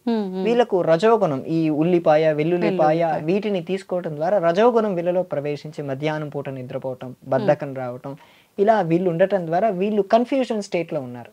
వీళ్ళకి అసలు ఆ ఇష్యూనే ఎక్కటం లేదు బ్రెయిన్ లోకి. అవును అవును. కారణం ఇదే తల్లి. అంటే ఆహార ప్రభావం ఖచ్చితంగా ఉంటుంది మన పైన. అయితే ఎలాగో మాంసాహారం టాపిక్ వచ్చింది కాబట్టి మామూలుగా ఈ మధ్య కాలంలో చూస్తున్నాం, దేవతలకి కూడా మాంసాహారం నివేదన చేసే పద్ధతులు కొన్ని చూస్తున్నాం. నిజంగా ఇది శాస్త్ర ప్రకారంగా ఉందా? ఇది గ్రామ దేవతల దగ్గర చేస్తారు తల్లి. అన్ని దేవతల దగ్గర చెయ్యరు. గ్రామ దేవతల దగ్గర ఈ వ్యవస్థని వామాచార పద్ధతిగా మనం తీసుకోవాలి. ఈ వామాచార పద్ధతి ఒక రకంగా ఒప్పుకోదగినదే కానీ పూర్తిగా శాస్త్ర సమ్మతం అంత పూర్తిగా ఒప్పుకోదగింది కాదు. మనిషి పుట్టింది మోక్షం పొందటానికి. ఆ మోక్షం సంపూర్ణ ఈ వైదికమైన పద్ధతుల్లోనే కలుగుతుంది. మీరు ఎంత వామాచారం చేసినా, మీరు ఎంత కోరికలు కోరుకొని నేను కోళ్ళు సమర్పిస్తానన్నా, మేకలు సమర్పిస్తానన్నా, చివరికి మీకు చాలా ఆ కర్మ అనుభవించే వెళ్తారు. మళ్ళీ కర్మ బంధనంలో ఇరుక్కుంటున్నారు జంతు బలులు ఇవ్వటం వల్ల. అంతే, నేను మేకను సమర్పిస్తానంటాం లేదా ఇవి చేస్తాం. పూర్వ యుగంలో ఏం జరిగేదంటే, ఇప్పటిదాకా రాజుల గురించి మాట్లాడాలి. ఆ రాజులు గొప్ప గొప్ప యాగాలు చేసేవారు. ఉదాహరణకు అశ్వమేధ యాగం అని ఉంది. అశ్వమేధ యాగం విధానం తెలుసమ్మా మీకు? లేదండి. ఒక గుర్రం ఉందనుకోండి, ఆ గుర్రంతో పాటు ఒక యోధుడిని ఇచ్చి పంపిస్తారు. ఆ యోధుడితో పాటు కొంతమంది వేద పండితులు కూడా వెళ్తారు. ఉదాహరణకు మహాభారతం తీసుకోండి. మహాభారతంలో ధర్మరాజు ఇదే యాగం చేశాడు, అశ్వమేధ యాగం. చివరిలో ఆ గుర్రాన్ని పట్టుకొని అర్జునుడు ముందు వెళ్తున్నాడు యోధుడిగా, అతడితో పాటు కొంతమంది వేద పండితులు వెళ్తున్నారు. హా. అందులో ఉన్న నియమం ఏంటంటే ఆ గుర్రం ఈ భూమండలంలో ఉన్న రాజ్యాలన్నీ తిరిగి రావాలి. ఈ భరత వర్షంలో ఉన్న రాజ్యాలన్నీ తిరిగి రావాలి. ఆహా. తిరిగి వచ్చి ఆ రాజులందరి చేత ఆమోదం పొందించాలి. ఆమోదం పొందకపోతే ఈ అర్జునుడు వాళ్ళతో యుద్ధం చేయాలి. వాళ్ళతో ఓడిపోతే అశ్వమేధం ఫలించదు. వాళ్ళందరిపైన విజయం పొందాలి. చాలా టఫ్ టాస్క్. చాలా టఫ్ టాస్క్. టఫ్ ఫలితాలు కూడా. ఓకే. ఆయన తిరిగి రావడానికి ఎంత లేదన్నా సంవత్సరం అయినా పడుతుంది. అన్ని రాజ్యాలను జయించాలి. ఒక్కొక్క రాజ్యం వాళ్ళ దగ్గర ఉండేటువంటి సైన్యం అంతా ఉపయోగిస్తారు. అక్కడే యుద్ధం చేయాలి. ఇతడితో పాటు కొంత సైన్యం ఉంటే ఆ కొంత సైన్యం మళ్ళీ ఇక్కడ కూడా నియమం ఉందండి, ఆ రాజుని చంపకూడదు. ఎంత కోపం వచ్చినా ఇతడికి ఆ రాజుని చంపకూడదు. ఆ కోపాన్ని అణుచుకొని కేవలం అతడితో ఆమోదం మాత్రమే పొందించుకోవాలి. అంటే యాగం చేయడానికి ఆమోదమా? అంటే ఇంకా ఇతను సుప్రీం అవుతాడు. ఏకఛత్రంగా భూమండలాన్ని పాలిస్తాడు. ఆ సుప్రీం అవటానికి ఎంతో మందితో చేస్తాడు. చివరికి ఇతడు తిరిగి వచ్చాక ఇతడు తిరిగి వస్తున్నాడని చెప్పి కొంతమంది స్పైన్ ని పెడతారమ్మా, ఎక్కడెక్కడ ఉంటున్నారు ఏమేం చేస్తున్నారని. ఇతడు ఒక 2-3 రోజుల్లో మన రాజ్యానికి వస్తున్నారనగా ఈ రాజు ఆ రాజ్యంలో ఈ కార్యక్రమాలన్నీ మొదలు పెడతారు. మొదలుపెట్టి అతడు రాగానే ద్వారం వద్దకు రాగానే అతడికి ఆహారతి ఇచ్చి గుమ్మడికాయ కొట్టి అతన్ని ప్రవేశం చేస్తాడు. ఆ యాగంలో 100 పశువుల్ని బలి చేస్తారమ్మా. 100 పశువుల్ని. మరి అది దోషమే కదా వాళ్ళకి. ఆ యాగ హోమంలో పశువుల్ని ఇలా చేయటం దోషం కాదు. అవి ఆ భావన వేరు, ఆ సబ్జెక్టు కూడా వేరు. ఓకే. అలా 100 పశువుల్ని వధించాక అతడు కొన్ని వేల మందికి అన్నదానం చేయవలసి ఉంటుంది. అన్న సమర్పణ కొన్ని లక్షల మందికి. ఉదాహరణకు ధర్మరాజే 1,00,000 మంది భోజనాలు అయిపోయాక 1 గంట కొట్టండి అని చెప్పాడు. ప్రతి నిమిషం కాదు 1 గంట మోగుతూ ఉంది. అన్ని లక్షల మంది భోజనాలు చేసేవారు అప్పటి కాలంలో. ఆ వెనుకటి యుగంలో అటువంటి బలి సమర్పణ అనేది ఆచరణీయం. ఈ ప్రస్తుతం మనం ఉన్న యుగం పేరేంటి? కలియుగం. కలియుగంలో ఇలా ఒక జంతువుని సమర్పించి ఆరాధన చేయడం అనేది తప్పు తల్లి. అందుకే మీకు మనం పూర్తిగా అమ్మవారి పేరు సదాచారం. అమ్మవారి సదాచారానికి మాత్రమే సంప్రీతి చెందుతుంది. ఓకే. మరి ఇప్పుడు ఆ జంతు బలులకు బదులు ఇప్పుడు చాలా మంది గుమ్మడికాయ బలి అదైతే ఎంత ఫలితం ఉంటుందో అంతే ఫలితం అంటున్నారు. ఇది కరెక్టే అంటారా? గుమ్మడికాయ అనేది నెగిటివ్ ఎనర్జీస్ ని లాక్కుంటూ తల్లి. అంటే అక్కడ ఉండేటువంటి దుష్ట శక్తుల ప్రభావం కానీ ఆలోచనలు కానీ ఇవన్నీ అక్కడ ఆ నెగిటివ్ తీసేసుకుంటుంది. ఇక్కడ ఈ జంతువు అనే ఆ థాట్ వేరు. ఈ జంతువు ఆ తీసుకునేటువంటి శక్తి దీనికి ఉండదు. ఇది బలి సమర్పణ. ఇది నెగిటివిటీ ఆరాని తీర్చడానికి ఇది ఉంది. ఓకే. ఓకే. రెండు సపరేట్ అమ్మా. అర్థమైందమ్మా? అందుకే మీరు ఇంటికి గుమ్మడికాయ కట్టుకున్నారంటే ఆ గుమ్మడికాయ కుళ్ళిపోవడం ఎప్పుడన్నా చూసారా? కారణం ఆ ఇంట్లో ఎక్కువ నెగిటివ్ పవర్స్ ఉందని అర్థం. నెగిటివ్ సిచ్యువేషన్స్ ఉన్నప్పుడు ఏవైనా మనమే సూక్ష్మంగా పూజ చేసుకోవటం, మన పైన బాగా నెగిటివ్ కన్నులు ఎక్కువగా ఉన్నాయని అర్థం. మనం ఎదుగుతుంటే తొక్కేసే వాళ్ళు మనల్ని చూడాలి, అలాంటి వాళ్ళు ఎక్కువగా ఉన్నారని అర్థం తల్లి. అటువంటి అప్పుడు ఆ గుమ్మడికాయ మన ఇంట్లో ఆ లక్ష్మీదేవి ఆరాధన చేసుకుంటే కాస్త తగ్గుతుంది. అదొక్కటి సరిపోతుందంటారా? సరిపోతుంది. ఆ గుమ్మడికాయ ప్రభావం వెంటనే కొంతమంది పెట్టిన రోజే కుళ్ళిపోవటం చూసాను. అటువంటి వాళ్ళకి ఇంకా ఎక్కువగా ఉంటుంది. ఆ చేసే పద్ధతి కూడా కొంచెం తెలిసి ఆ ఇంటికి దిష్టి తీయటం, దిష్టి తీసి ఆ గుమ్మడికాయ కొట్టడం, ఇంకో గుమ్మడికాయ ఇక్కడ పెట్టడం, ఇలా చేస్తే తొందరగా తగ్గిపోతుంది. ఓకే. ఇప్పుడు ఈ గుమ్మడికాయ కట్టే విధానం కూడా మనం తిథి నక్షత్రం ఇలాంటివి చూసుకోవాలంటారా? కొంతమంది ప్రతి అమావాస్యకి గుమ్మడికాయ కడుతూ ఉంటారు. ఇలా మార్చుకుంటూ ఉండాలంటారా ప్రతి అమావాస్యకి, లేదంటే కుళ్ళిపోయినప్పుడు మాత్రమే మార్చుతూ ఉండాలంటారా? 2 రకాలు ఉన్నాయి తల్లి. కొంతమంది పౌర్ణమికి మారుస్తారు. ఓకే. కొంతమంది అమావాస్యకు ఏదైనా ఆలయంలో పెట్టి పూజ చేయించి రాత్రి ఉంచి మళ్ళీ తీసుకొచ్చి వెళ్ళి కడుతూ ఉంటారు. ఇలా చేయటం ద్వారా ఏంటంటే ఆ గుళ్ళో ఉండే ఎనర్జీస్ ఈ గుమ్మడికాయలోకి ప్రవేశించి ఆ ఇంటిని ఆ ఎనర్జీస్ ప్రొటెక్ట్ చేస్తాయి. అప్పుడు ఆ గుమ్మడికాయ కుళ్ళిపోయేంత వరకు పెట్టుకోవచ్చు. ఓకే. అది కుళ్ళిపోయాయి ఇంకోటి కూడా అలాగే చేసి గుళ్ళో పెట్టి మళ్ళీ తీసుకొచ్చి పెట్టుకోవటం ద్వారా అది ఫలిస్తుంది తల్లి. ఇప్పుడు మన మెయిన్ సబ్జెక్ట్ ఇలా భగవంతుణ్ణి ఆరాధించటం అనేది ఈ యుగంలో తప్పు తల్లి. ఒక జంతువుని సమర్పించి ఇలా చేయటం అనేది తప్పు. అది వామాచార పద్ధతిలో ఉంది. ఇప్పటికీ మీరు అస్సాం కామాఖ్య వంటి క్షేత్రాలకు వెళ్తే అక్కడ ఇప్పటికీ మన చుట్టూ చాలా జంతువులు తిరుగుతుంటాయి. మళ్ళీ నెక్స్ట్ డే ఉండవు, చంపేస్తారు. అమ్మవారికి సమర్పణ చేస్తారు. అక్కడ ఉండే పద్ధతి వేరు, అక్కడ ఉండేటువంటి విధి విధానం వేరు. అదంతా పూర్తి వామాచారంతో జరిగేటువంటి ఆలయ క్రమ పద్ధతి. వామాచారంలో జంతువులు ఉంది. అక్కడ ధర్మ అధర్మం అనే విచక్షణ స్థితి ఉండదు. అక్కడ మత్స్యము, మాంసము, మైథునము ఇలా చాలా రకాల 5 రకాల ప్రక్రియల్ని చేస్తారు. ఆ ప్రక్రియ పద్ధతి వేరు. మన ప్రాంతంలో మన గ్రామ దేవతల దగ్గర సమర్పించాలనుకున్నది మీరు బోనం సమర్పిస్తారమ్మా. మీరు గమనిస్తే మీ ఇంట్లోనే స్వయంగా ఉండి అన్నము దాంట్లో బెల్లము వేసి మీరే భక్తితో చేసి దాన్ని సమర్పిస్తే అది అమ్మవారు స్వీకరిస్తారమ్మా. ఇంకా కొంతమంది కళ్ళు వంటివి కూడా స్వీకరిస్తారు. కళ్ళు సాక ఇలా సాకగా ఆ పోతురాజు దగ్గర పోయటం వంటివి కూడా చేస్తూ ఉంటారు. ఎంతవరకైనా ఒక ప్రాణికి ఇబ్బంది పెట్టనంత వరకు మనం ఎన్నైనా చేయొచ్చమ్మా. ఆ ప్రాణిలో కూడా ఆత్మతత్వం అని ఉంది మనం ఎరిగినప్పుడు ఖచ్చితంగా అటువంటి పనులు మనం చెయ్యం. Okay okay.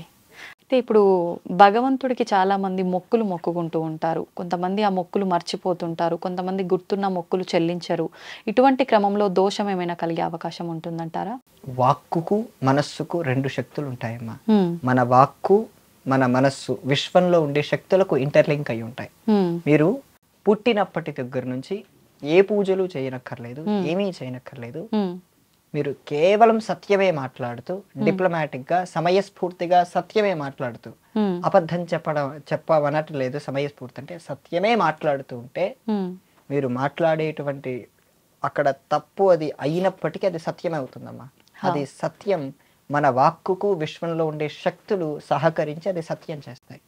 ఇది పూజలతో సంబంధం లేదు. పూజ మళ్ళీ ఆప్షనల్. అక్కడ మీరు సత్యం మాత్రమే మాట్లాడగలిగితే ఎటువంటి కష్ట పరిస్థితి అయినా సరే డిప్లొమాటిక్ గా ఉండి సత్యం మాత్రమే మాట్లాడగలిగితే విశ్వంలో ఉండే శక్తులు మనకు సహకరించి అది చేస్తాయి. మీరేమన్నారు ఇంకోటి, మనస్సుతో కూడా, మనస్సు ఎంతో అపవిత్రమైన భావంతో ఉంటుంది. ఆ చిత్తం సందర్భంలో చెప్పాం. ఆ పూర్తి పవిత్రమైన భావనలో ఉన్నప్పుడు మనం ఏం కోరుకున్నా సరే అది ఫలిస్తుంది. ఇక్కడ మనం నార్మల్ సబ్జెక్ట్ వచ్చినప్పుడు వాళ్ళ కోరికలు తీర్చుకోవటం కోసం నేను ఇది సమర్పిస్తాను అని వాళ్ళే కోరుకుంటారు. వాళ్ళు కోరుకున్నప్పుడు వాళ్ళు తీర్చకపోతే వాళ్ళదే కదా తల్లి తప్పు. వాళ్ళు తప్పు చేసి మళ్ళీ నేను తీర్చకపోతే ఏమైనా అవుతుందా అని అడగటం కూడా అది మూర్ఖత్వమే అంటారు తల్లి. అవునా కాదు? అవును. అయితే కొంతమంది డిలే చేస్తుంటారు బాగా. అంటే ఇప్పుడు ఫర్ ఎగ్జాంపుల్ ఆ క్షేత్రం దూరంగా ఉండొచ్చు, వెళ్ళటానికి వీలు కాకపోవచ్చు, మళ్ళీ వెళ్దాం అలా పోస్ట్ పోన్ అవుతూ ఉంటుంది. అట్లా కూడా చాలా మంది భయపడుతూ ఉంటారు. మేము వెళ్ళాలనుకుంటున్నాం కానీ ఏంటో అన్ని ఆటంకాలు వస్తున్నాయి, మరి ఆ మొక్కు చెల్లించుకోలేకపోతున్నాము, దీనివల్ల మాకేమైనా ఇబ్బంది కలుగుతుందేమో అని కొంతమంది అనుకుంటూ ఉంటారు కదా. భగవంతుడు అవకాశాలు ఇస్తాడు తల్లి. అందుకే సత్యనారాయణ వ్రత కథలో 3వ కథ మీరు గమనిస్తే ఆ వైశ్యుడికి సంతానం కలిగిన తర్వాత నేను వ్రతం చేస్తానంటాడు, కానీ చేయలేదు. చివరికి వాళ్ళ భార్య గుర్తు చేస్తుంది, ఏమంటే వ్రతం చేద్దామా అంటే మన అమ్మాయి వివాహ సమయంలో తప్పక చేద్దామంటాడు. అమ్మాయికి పుట్టిన 11వ రోజు అమ్మాయి నామకరణం అప్పుడు గుర్తు చేస్తుంది. వివాహం ఎప్పుడండి? ఎన్నేళ్ల గ్యాప్ ఉంది? అన్నేళ్ల గ్యాప్ లో వెళ్ళొచ్చు కదా. అతడు మర్చిపోయి అహంకారంతో ప్రవర్తించాడు కాబట్టి భగవంతుడు శిక్షించాడు. ఇక్కడ కూడా మనం ఆ కథని మన జీవితానికి ఇంటర్లింక్ చేసుకోండి. మీ ఎంతకు మీరే కోరిక కోరుకొని మీరు తీర్చకుండా మీరే అహంకారంతో ప్రవర్తిస్తున్నారంటే అటువంటి శిక్షలు ఆటోమేటిక్ గా పడుతున్నాయి. అవి భగవంతుడు అలా చేయటానికి కారణం మీరే మాట ఇచ్చారు, మీరే తప్పు చేశారు. శాస్త్రంలో ఒక్కదానికి పరిష్కారం లేదు తల్లి. ఏదో చెప్పగలరా? ఏంటండి? కృతజ్ఞత కాదు, కృతజ్ఞత. కృతజ్ఞత అంటే గ్రాటిట్యూడ్, కృతజ్ఞత అంటే ఇన్గ్రాటిట్యూడ్. ఇన్గ్రాటిట్యూడ్ అంటే తెలుసు కదమ్మా. ఎవరికైనా మనం కృతజ్ఞత తెలుపుకోవాలని మనలో మనకు అనిపించడమా? కృతజ్ఞత భావం అనేది గ్రాటిట్యూడ్, కృతజ్ఞత జ్ఞాటిట్యూడ్ అనేది మోసం చేయటం తల్లి. దాన్ని అలాంటి దాన్ని రాక్షసులు లేదా కుక్కలు కూడా అటువంటి శవాన్ని వాసన కూడా చూడవు, కృతజ్ఞతా దోషం ఉన్న వాళ్ళని. ఇన్గ్రాటిట్యూడ్, అన్గ్రాటిట్యూడ్ అంటారు దాన్ని ఇంగ్లీష్ లో. సో శాస్త్రంలో దానికి పరిష్కారం లేదు. మనం ఎప్పుడు ఆ కృతజ్ఞతగా బ్రతకూడదు, కృతజ్ఞతగా బ్రతకాలి. పదాలు జాగ్రత్తగా భక్తులు మనం పలికే విధానం మారితేనే ఎంతో అర్థం మారిపోతుంది తల్లి. కృతజ్ఞత అంటే మనం చూపించుకునేటువంటి ప్రేమ భావం. అవునా కదా? అవును అవును. మీ అమ్మగారు రోజు అన్నం చేసి మీరు పెడుతున్నారు, మీరు ఆవిడికి చూపించవలసింది ఏంటి? కేవలం ప్రేమే. అవును. ఆవిడ పైన అరిచి గోల చేసి ఇదంతా చేస్తే ఆవిడకి ఏమవుతుంది? బాధపడుతుంది. ఆవిడ కృతజ్ఞతగా మీరు చూపించవలసింది ప్రేమ, అంతే. ఇక్కడ కూడా వాళ్ళు సహాయం చేసినప్పుడు మీరు చూపించవలసింది కేవలం ప్రేమే. ఆ ప్రేమ చూపించకుండా వాళ్ళని మీరు మోసం చేశారంటే అటువంటి దానికి శాస్త్రంలో పరిష్కారమే లేదు. పరిష్కారం లేదంటే వాళ్ళు ఎంత తప్పు చేశారనేదే అర్థం తల్లి. ఓకే. అయితే అండి మన హిందూ ధర్మం విషయానికి వస్తే మన ధర్మాన్ని కాపాడుకోవాల్సిన బాధ్యత మనందరి చేతుల్లో ఉంది. మనం పోరాడాలి అని చెప్పి మనం ఇందాక మాట్లాడుకున్నాం. అవును తల్లి. మనం పోరాడాలి అని అనుకున్నప్పుడు ఫస్ట్ మనలో మనమే కులాలు కులాలు అని చెప్పి వాదించుకొని గొడవలు పెట్టుకొని పెద్ద పెద్ద తగాదాలకు కూడా వెళ్ళే సందర్భాలు చూస్తున్నాం. మా కులం గొప్ప అని, మా కులం గొప్ప అని చెప్పి. నిజంగా శాస్త్రంలో ఈ కులాలు, ఈ వర్ణాలు ఇవన్నీ ఉన్నాయా? ఇలా కొట్టుకొని పోతూ ఉంటే మనం ఇంకా మన ధర్మం గురించి మాట్లాడేది, కాపాడుకునేది అసలు ఎప్పుడు? మంచి ప్రశ్న తల్లి. వర్ణం అనేటువంటి వ్యవస్థ మన ధర్మంలోనే ఉంది. మనకు వేదాల్లో కూడా దీనికి ప్రమాణం కనపడుతుంది. వర్ణ వ్యవస్థ వర్ణాన్ని ఆధారం చేసుకుని ఆ కులాన్ని ఏర్పడింది తల్లి. ఉదాహరణకు మీరు అన్నారు వైషమ్యం వేరు, ఇక్కడ ఈ కుల పద్ధతి వేరు. జాగ్రత్తగా గమనించండి. మన ధర్మంలో ఆ వ్యవస్థ చెప్పిందంటే ఆ వ్యవస్థ పరస్పర అవగాహన, పరస్పర సహకారంతో మాత్రమే ఉండేది. ఒక్క 300 ఏళ్ళు వెనక్కి వెళ్దాం తల్లి. 300 ఏళ్ళు వెనక్కి వెళ్ళినప్పుడు మనకు ఇప్పుడు ఉండేటువంటి ఈ గేటెడ్ కమ్యూనిటీ సిస్టమ్ ఉంది. ఆ గేటెడ్ కమ్యూనిటీ సిస్టమ్ని ఆ కమ్యూనిటీ సిస్టంలో ఉండేవారు. ఉదాహరణకు ఇప్పటికీ దూదేకుల బజార్ అని, కుమ్మరి వీధి అని, సాలె వీధి అని ఇలాంటి పేర్లు మీరు వింటున్నారా? చూసారా? ఆ వీధి అంతా అప్పటివే తల్లి, పేర్లే మారలేదు. కానీ ఇప్పుడు మనుషులు అక్కడ ఉండేటువంటి వాళ్ళ భావజాలంలో మార్పులు వచ్చాయి. ఆ కుమ్మరి వీధి అన్నప్పుడు ఆ కుండలు చేసుకునే వాళ్ళంతా పరస్పరంగా ఒక చోట ఉండేవారు. అగ్రహారం అంటారు. ఈ బ్రాహ్మణులందరూ ఒక చోట ఉంటారు, ఈ వైశ్యులంతా ఒక చోట ఉంటారు. ఇలా ఉండటం ద్వారా చాలా మేలు జరుగుతుంది తల్లి. ఏంటంటే ఈ ఉదాహరణకు కుమ్మరి పని చేసుకునే వారు ఉన్నారు అనుకోండి. కుమ్మరి పని చేసుకునే వారందరూ ఒక చోట ఉండటం ద్వారా వాళ్ళలో వాళ్ళకు స్నేహం కలుస్తుంది. ఎవరు 100% ఎవరు ఒకరు తగ్గించుకోవాలనేటువంటి భావన ఎవరికి ఉండదు. ఎందుకంటే అందరూ ఒకటే పని చేస్తున్నారు. ఆ పక్కన ఉండేటువంటి వేరే వృత్తి చేస్తున్న వాళ్ళు కూడా వీళ్ళు తక్కువ వాళ్ళనే భావన లేదు తల్లి. ఇప్పుడు పరుపులు కుడతారు, పరుపులు కుట్టే వాళ్ళకు, కుండలు చేసే వాళ్ళకు వీళ్ళు తక్కువ వీళ్ళు ఎక్కువ అనే భావన ఎవరికీ లేదు. ఈ వైషమ్యం వచ్చిందే బ్రిటిషర్లు మనని గణనగా, మీరు ఈ కులం అంటే పేర్లు మనవే. ఆ వైషమ్యాలు ఎవరికి ఉండేవి కాదమ్మా. ఎవరు ఏ వృత్తి చేస్తున్నా వారి వృత్తిలో వారికి గౌరవం ఉండేది. దాదాపు వాళ్ళు అప్పట్లో వాళ్ళ వృత్తిల నుంచి వీళ్ళకు అమ్మాయిలు ఇవ్వటం, వీళ్ళ అబ్బాయిలు ఇవ్వటం కూడా చేసుకునేవారు. కానీ ఎవరి వృత్తిని వాళ్ళు గౌరవించేవారు. ఇలా చేసుకున్నప్పుడు ఏమైనా ఇబ్బంది అమ్మా? లేదు. ఇక్కడ ఇంకో మరో సౌలభ్యం ఏంటంటే ఇప్పుడు ఈ కోర్టులు, ఈ చట్టాలు, ఈ జ్యుడిషనరీ సిస్టమ్ కూడా ఆ చట్టం ముందు పనిచేయవు. అవును. ఏంటంటే వీళ్ళందరూ ఒకే వీధిలో ఉన్నారమ్మా. వీళ్ళందరికి ఒక పెద్ద ఉంటారు. అవునా తల్లి? అవును. ఆ పెద్ద ఉన్నప్పుడు ఏం చేస్తారంటే వీళ్ళు ఏదైనా తప్పు చేశారనుకోండి, వాళ్ళకు భావన ఉంటుంది. వీళ్ళు మమ్మల్ని గ్రామం నుంచి ఏమైనా పంపిస్తారేమో, కులం నుంచి వెలేస్తారేమో అనే భావంతో వాళ్ళు తప్పు చేయకుండా చాలా జాగ్రత్తగానే బ్రతికేవారు. ఇప్పుడు అటువంటి వ్యవస్థ మనకుందా? మనల్ని తప్పు చేస్తున్నామని కంట్రోల్ చేసే వ్యవస్థ ఏముంది? ఒక గొప్ప సిస్టమ్ చూపించండి దానికంటే ముందు. కేవలం క్యాస్ట్ గా పేరు పెట్టుకోవటం కంటే ఆ వ్యవస్థ ఎంత మంచిదో గమనించండి. ఆ వైషమ్యానికి మీరు నేను ఖచ్చితంగా వ్యతిరేకించవలసిందే. ఆ కులంలో దాన్ని, ఆ కులం పేరు చెప్పి ఒకరిని అణిచివేత చేస్తున్నారంటే 100% ప్రతి ఒక్కరూ దాన్ని వ్యతిరేకించవలసిందే. కానీ దాని ద్వారా ఎంత మేలు జరుగుతుందో పరిశీలన చేయండి. అవును. అందుకోసం ఆ తప్పులు ఎప్పుడు జరిగేవాళ్ళు కావు. అప్పుడు ఆ కోర్టుల పని ఎక్కువగా ఉండేది కాదు, న్యాయ వ్యవస్థ పని అసలు ఉండేదే కాదు.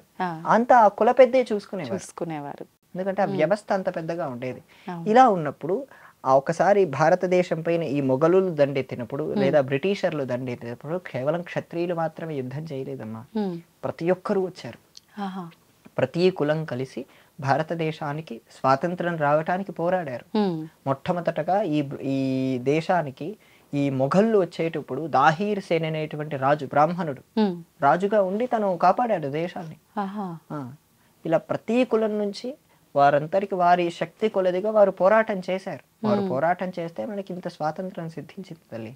ఈ వైషమ్యాలనేవి ఈ మొఘలుల కంటే బ్రిటిషర్లు తెలివిలో కాస్త ఎక్కువగా ఉన్నారు. అందుకే వాళ్ళు మన గ్రంథాలన్నిటినీ దోచుకెళ్లారు, మన జ్ఞానాన్ని తస్కరించారు.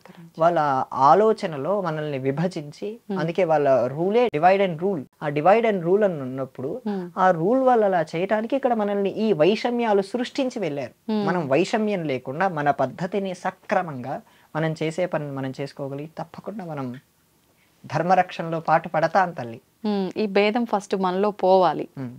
నా కులం ఎక్కువ, ఇంకో కులం తక్కువ అనే భావన ఎప్పుడైతే పోతుందో ఈ కుల వ్యవస్థ అంతా ఖచ్చితంగా సరైన సక్రమమైన మార్గంలోనే ఉంది తల్లి.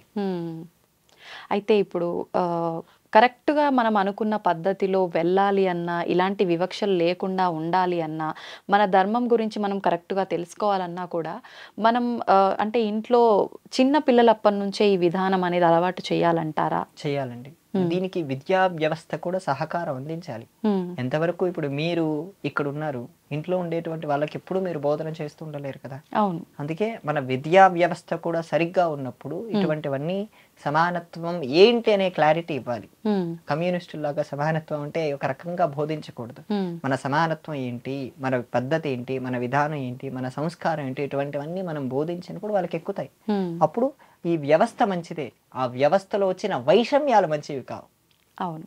ఆ పద్ధతి వాళ్ళకి తెలిసినప్పుడు ఖచ్చితంగా ప్రతి ఒక్కరు పాటిస్తారు తల్లి. విద్యా వ్యవస్థలో మార్పులు అన్నారు కదండి, విద్యా వ్యవస్థలో మార్పులు అనంటే మీరు చెప్పొచ్చేది ఏంటి అసలు? విద్యా వ్యవస్థలో మనకు విద్య ద్వారా మనం పొందేది ఏంటమ్మా? జ్ఞానం. జ్ఞానం. ఆ జ్ఞానం పొంది ఏం చేస్తున్నారు? డబ్బులు మాత్రమే సంపాదిస్తున్నారు. అవును. రైట్. కానీ విద్య ద్వారా ముందు పొందవలసింది జ్ఞానం కాదమ్మా. జ్ఞానం కంటే ముందు కొన్ని స్థాయిలు ఉన్నాయి. విద్యా దదాతి వినయం. విద్య ఇవ్వాల్సింది వినయం.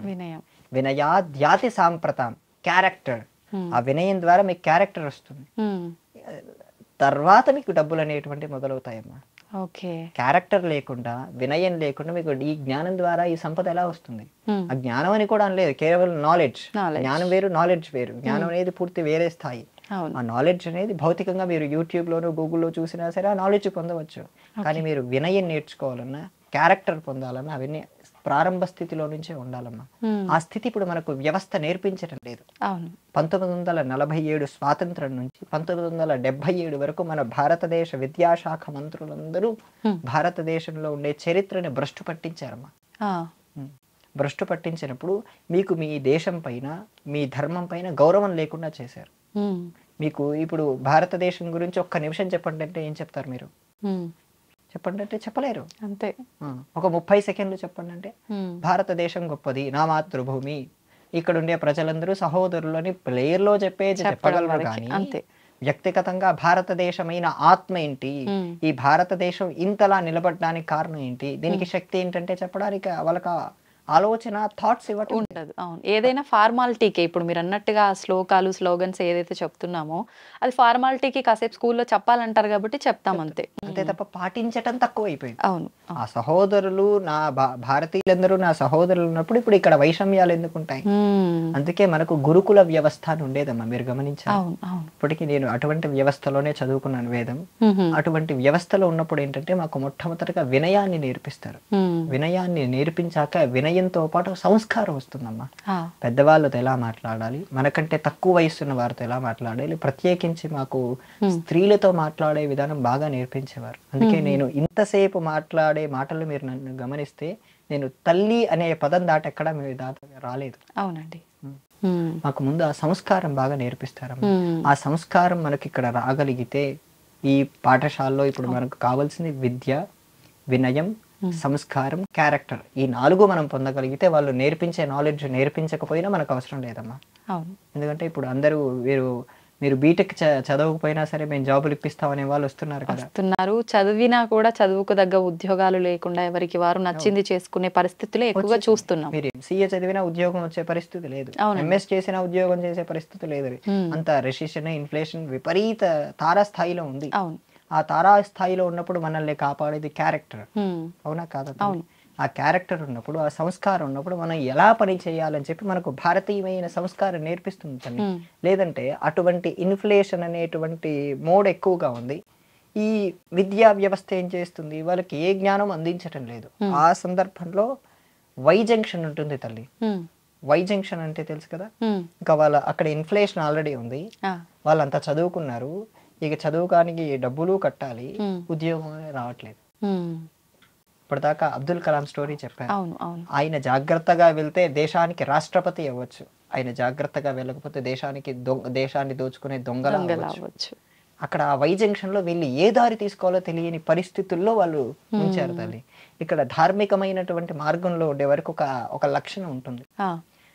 ఒక మంత్రం ఉందమ్మా, చెప్తాను. యో దేవః సవితాస్మాకం ధియో ధర్మాది గోచరాః ప్రేరయేత్ తస్య యద్భర్గః తద్వరేణ్యముపాస్మహే. ఈ మంత్రాన్ని అందరూ చదువుకోవచ్చు. ఈ మంత్రంలో ఉన్న భావం ఏంటంటే, నా బుద్ధి ఎల్లప్పుడూ ధర్మమైన మార్గంలోనే ఉండుగాక, నాకు ఎల్లప్పుడూ ధర్మపరమైన ఆలోచనలు మాత్రమే రావాలి. ఇలాంటి వాళ్ళు ధర్మపరమైన ఆలోచనలు మాత్రమే చేసే వాళ్ళకు సంకట పరిస్థితులు ఎక్కువ ఉండవమ్మా. వాళ్ళు ఎంత క్రిటికల్ సిచ్యువేషన్లో ఉన్నా సరే దాన్ని చాకచక్యంగా హ్యాండిల్ చేయగలరు. అందుకోసం మన భారతీయమైన ఆత్మ విద్యని ఇస్తుంది, వినయాన్ని ఇస్తుంది, దాంతోపాటు మోక్షం పొందే మార్గాన్ని కూడా ఇస్తుంది తల్లి. సో మనం చదువుకునేటువంటి ప్రతి విద్య ఇలా భౌతికంగా ఉపయోగపడుతుంది, వినయాన్ని ఇస్తుంది, సంస్కారాన్ని ఇస్తుంది, ఆటంక పరిస్థితుల్లో ఉన్నప్పుడు తప్పిస్తుంది, ఇటు మోక్షాన్ని కూడా ఇస్తుంది. అవును, మనిషికి కావాల్సిందేవే కదమ్మా. అవునండి. ఈ 4 మించి ఏదైనా కావాలా? ఏం లేదు. అందుకే ఈ విద్యా వ్యవస్థలో కావలసినటువంటి మార్పులు వినయం ఇచ్చే విద్య ఉండాలి. హాస్టల్స్ అంటే వ్యవస్థ ఉందమ్మా. హాస్టల్స్ లో పెట్టుకోవటం కంటే ఇంట్లో పెట్టుకోవడమే చాలా ఉత్తమం. ఎందుకంటే అక్కడ జరిగేటువంటి దారుణాలు వర్ణించలేనిగా ఉన్నాయి. అటువంటి దారుణాలు జరుగుతున్నాయి. దాంట్లో ఇంట్లో పెట్టడమే చాలా ఉత్తమం.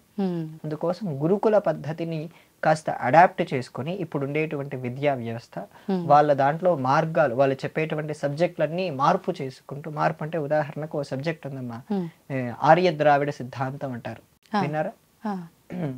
ఆర్య ద్రావిడ సిద్ధాంతాన్ని మ్యాక్స్ ముల్లర్ అనేటువంటి ఒకడు కనిపెట్టాడు. మ్యాక్స్ ముల్లర్ అనేటువంటి వాడు భారతదేశం ఎప్పుడూ రాలేదు, జర్మనీ, లండన్ ఆ ప్రాంతంలోనే కూర్చొని భారతదేశంలో ఉండేటువంటి మనం పవిత్రంగా భావించే ఋగ్వేదానికి భాష్యం రాశాడమ్మా. ఇంగ్లీష్ ట్రాన్స్లేషన్ చేశాడు. వాడికి సంస్కృతం రాదమ్మా. మమ నామ అహమేవ సంభాషిత, మమ నామ ప్రవీణ్ కుమార్ శర్మ అన్నాను అనుకోండి, అంటే నేను మాత్రం మాట్లాడుతున్నాను, నా పేరు ప్రవీణ్ కుమార్ శర్మ నేను చెప్పాను, వాడికి ఆ మాత్రం కూడా రాదమ్మా. అటువంటి వాడు ఋగ్వేదానికి భాష్యం రాస్తాడు. వాడి భార్యకు ఒక లేఖలో రాస్తాడు, అతడు Christian missionary east India company అతనికి ఇస్తుంది. ఏం చెప్తాడంటే, మనం ఆఫ్రికాలో ఆఫ్రికాలో ఉండే వాళ్ళందరినీ మతం మార్చడానికి మనకు 200 ఏళ్ళు పట్టింది. భారతదేశంలో 400 ఏళ్ళైనా వాళ్ళు క్రిస్టియన్లుగా మార్చుకుపోవటానికి కారణం వాళ్ళకుండే సంస్కృత జ్ఞానమే. ఇక్కడ అందరికీ సంస్కృతం సూక్ష్మమైన పరిజ్ఞానం కొంచెమైనా ఉండేదమ్మా. ఆ పరిజ్ఞానంతో ఎవడేం చెప్తున్నాడనే విధానం ఉండేది. అటువంటి వాళ్ళందరూ ఈ ఆర్య ద్రావిడ సిద్ధాంతం అనే దాన్ని విభజించారు. ఆర్యులు అనేవారు ఎక్కడి నుంచో ఇండో యూరోపియన్ నుంచి వచ్చి ఇక్కడ ఉండేటువంటి ద్రావిడ్ని చంపేసి ఇక్కడ ఉండేటువంటి ద్రావిడ్ల పైన ఆధిపత్యం చెలాయించి ఇక్కడ ఉన్నారని వాళ్ళు ఒక సిద్ధాంతం తీసుకొచ్చారు. దీని గురించి ఎంతో మంది పరిశోధన చేసి ఇది నిజం కాదు, ఇది తప్పు అని చెప్పి తేల్చారు. జైపూర్లో ఒక ఆయన డేర్ కూడా చేశారు, ఎవరైనా సరే ఆర్య ద్రావిడ సిద్ధాంతం అని నిరూపిస్తే 2 కోట్లు ఇస్తానన్నారు. ఇప్పటికీ ఆ వీడియో యూట్యూబ్ లో ఉంది. ఒక కాంక్లేవ్ పెట్టి చెప్పారమ్మా. Okay okay.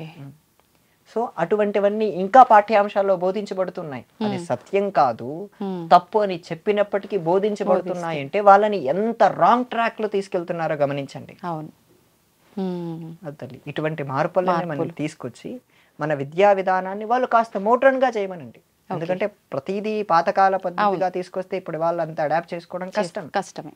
అందుకు దాంట్లో ఉండేటువంటి తత్వాన్ని పట్టుకొని దాన్ని ఇప్పటి కాలంలో ఎలా అందించాలో నా దగ్గర ప్లాన్ కూడా ఉందమ్మా, నేను చెప్పడానికి సిద్ధంగా కూడా ఉన్నాను. ఆ వ్యవస్థని ఎలా చేయాలన్న దాని గురించి కూడా నేను కొద్ది రోజుల పాటు దీని గురించి తెలుసుకొని దాని సేకరణ కూడా చేసి పెట్టుకున్నాను. సో మనకు ప్రతి దాన్ని ఎలా చేసుకోవాలన్న విషయాన్ని మనం ఏర్పాటు చేసుకోగలిగితే ఈ విద్యా వ్యవస్థలో ఇటువంటి మార్పులు కావాలి తల్లి.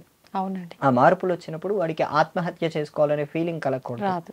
లవ్ లోనో లేదా ఎక్కడైనా మోసపోతే ఈ విద్య అతన్ని కాపాడుతూ ఉండాలి. అందుకే మాకు పాఠశాలలో ఉన్నప్పుడు వినయం, సంస్కారం వల్ల మేము ఎటువంటి పరిస్థితి వచ్చినా సరే గాయత్రి మమ్మల్ని కాపాడుతూ ఉంటుందమ్మా. ఇప్పుడు మాకు 8 ఏళ్ళ 9 ఏళ్ళకే పాఠశాలకు వెళ్ళిపోయినప్పుడు ఉపనయనం చేస్తారు. ఉపనయనం చేసినప్పుడు ఈ గాయత్రి మంత్రం రోజు 3 సార్లు అంటే 300 సార్లు 300 రోజుకి పూటకి 108 సార్లు జపం చేయాలమ్మా. ఇలా చేసేటప్పుడు కాస్త 12-13 వేలు వయస్సు వచ్చేసరికి అతడికి మనస్సులో కామభావనలు పుడతాయి. ఈ లోపే మాకు గాయత్రి ఉండటం ద్వారా ఈ కామభావనలు మాలో పుట్టకుండా మేము వినయంగా సంస్కారవంతంగా పెరుగుతున్నామంటే కారణం ఇదేనమ్మా. ఆ వినయం సంస్కారం ఇక్కడ విద్యా వ్యవస్థలో పోగొట్టుకుంటున్నాం, పోయింది లేదు కూడా. అవురా కదా? ఆ మెకాలే సిస్టమ్ మనకు అంత ఇవ్వటం లేదు. ఆ మెకాలే మనకి ఇవ్వాల్సినటువంటి సిస్టమ్ ఏంటి, అదే బాబింగ్టన్ లార్డ్ మెకాలే సిస్టమ్ ఈ విద్యా వ్యవస్థ ఏర్పాటు చేశారు. ఇప్పటికి అదే కంటిన్యూ అవుతుంది. కొంత మార్పులు చేశారు, ఇంకా చాలా మార్పులు జరగాలి. జరిగితేనే భారతీయ విద్యా వ్యవస్థ పటిష్టంగా మూలాలు పోగొట్టుకోకుండా ఉంటుందమ్మా. నిజంగా వాస్తవం అండి మీరు చెప్పింది. నిజంగా పిల్లలు ఇంట్లో ఉండడం కంటే ఎక్కువ స్కూళ్ళల్లోనే ఉండటం చూస్తున్నాం. తల్లిదండ్రుల కంటే స్నేహితుల ప్రభావం స్నేహితుల పడుతుంది. ప్రభావం ఎక్కువ ఉంటుంది. అలాంటప్పుడు నిజంగా మీరన్నట్టుగా విద్యా వ్యవస్థలో గనక మార్పు వచ్చి, ఇలాంటి మంచి విషయాలు తెలియజేయడం గనక జరిగితే, ఇప్పుడు మనం ఏదైతే ఈ ఇబ్బందులు, ఈ అరాచకాలు, చిన్న చిన్న పిల్లల పైన అఘాయిత్యాలు ఇలాంటివి చూస్తున్నామో, ఇలాంటివి జరగకుండా ఉండే అవకాశం ఉంటుంది. నిజంగా ఒక పద్ధతిలో పిల్లల జీవితం అనేది ఉండటానికి నిజంగా అవకాశం ఉంటుంది. క్లిష్టమైన పరిస్థితి వచ్చింది. రేపు ఇన్ఫ్లేషన్ వచ్చిందమ్మా. మొన్న అమెరికాలో ఎలక్షన్స్ జరిగాయి. అంతకుముందు ఆ ప్రభుత్వం ఉన్నప్పుడు 8.7% ఇన్ఫ్లేషన్ ఉంది. ఆ ఇన్ఫ్లేషన్ ఉన్నప్పుడు ఎంతో మంది భారతీయ విద్యార్థులకు ఉద్యోగాలు పొందలేకపోయారమ్మా. దాంతో చాలా మంది మానసిక వేదన పడేవారు. విపరీతమైన నాకే చాలా మంది ఫోన్లు చేశారు, ఉద్యోగం చేయాలంటే ఏం చేయాలండి, ఏ పూజ చేయాలండి అంటే ఏమీ దొరకనప్పుడు ఇటు వస్తున్నారు. గమనించారా? అవకాశం లేదు అన్నప్పుడు, లేదన్నప్పుడే దేవుడు గుర్తు రావటం కాదు, నీ నిత్య జీవితం అది అయిపోయి ఉండాలి. అటువంటి సందర్భంలో క్లిష్టమైన పరిస్థితుల్లో సర్కిల్ అయినప్పుడు కూడా మనం జాగ్రత్తగా ఉండాలి. అభిమన్యుడు ఆ యుద్ధంలో అంతమంది, ఎవరు, ద్రోణాచార్యుడు, కర్ణుడు, ఆ చుట్టుపక్కల లక్ష్మణుడు అంటే ఇతనండి ఈ దుర్యోధనుడి కొడుకు, వీళ్ళందరూ చుట్టుగా అతనితో యుద్ధం చేస్తున్నారు. అతడు కొంచెం కూడా వెనకలేదమ్మా. అతడి వయస్సు అప్పుడు బిలో 16 తల్లి. అంతా కూడా వెనక్కుండా ఆ కర్ణుణ్ణి భయపెట్టాడు. కర్ణుడు అతడి పైన వెళ్ళలేకపోతున్నాడు. అతన్ని అధర్మంగా చంపారు. అభిమన్యుడిని అధర్మంగా చెప్పారు. ద్రోణాచార్యుడు అతని పైన యుద్ధం చేస్తున్నా అభిమన్యుడు అతన్ని ఓడిస్తూనే ఉన్నాడు. వీళ్ళు ఎంతమంది ముందుకు వస్తున్నా ఒక్కడే ఉండి ఆ వ్యూహంలో చిక్కుకున్నాడనే భావన లేకుండా చంపారు తల్లి. అంటే అతన్ని మోసం చేసి చంపారు. లేదంటే అతడు వాళ్ళందరినీ ఓడించేవాడు. అలా మోసం చేసి చంపడం చివరికి వాళ్ళందరూ ఏమయ్యారమ్మా? చివరికి సత్యమే తెలిసింది కదా. ఇది కూడా అమ్మా, మన విద్యా వ్యవస్థ మనల్ని అభిమన్యులుగా తయారు చేయాలి. ధన్యవాదాలండి. చాలా మంచి విషయాలు తెలియజేశారు. నిజంగా మీరు చెప్పిన విధానం అయితే నిజంగా చాలా బాగుంది. నిజంగా చూద్దాం ఎలాంటి మార్పు వస్తుందో రానున్న కాలంలో. ధన్యవాదాలండి.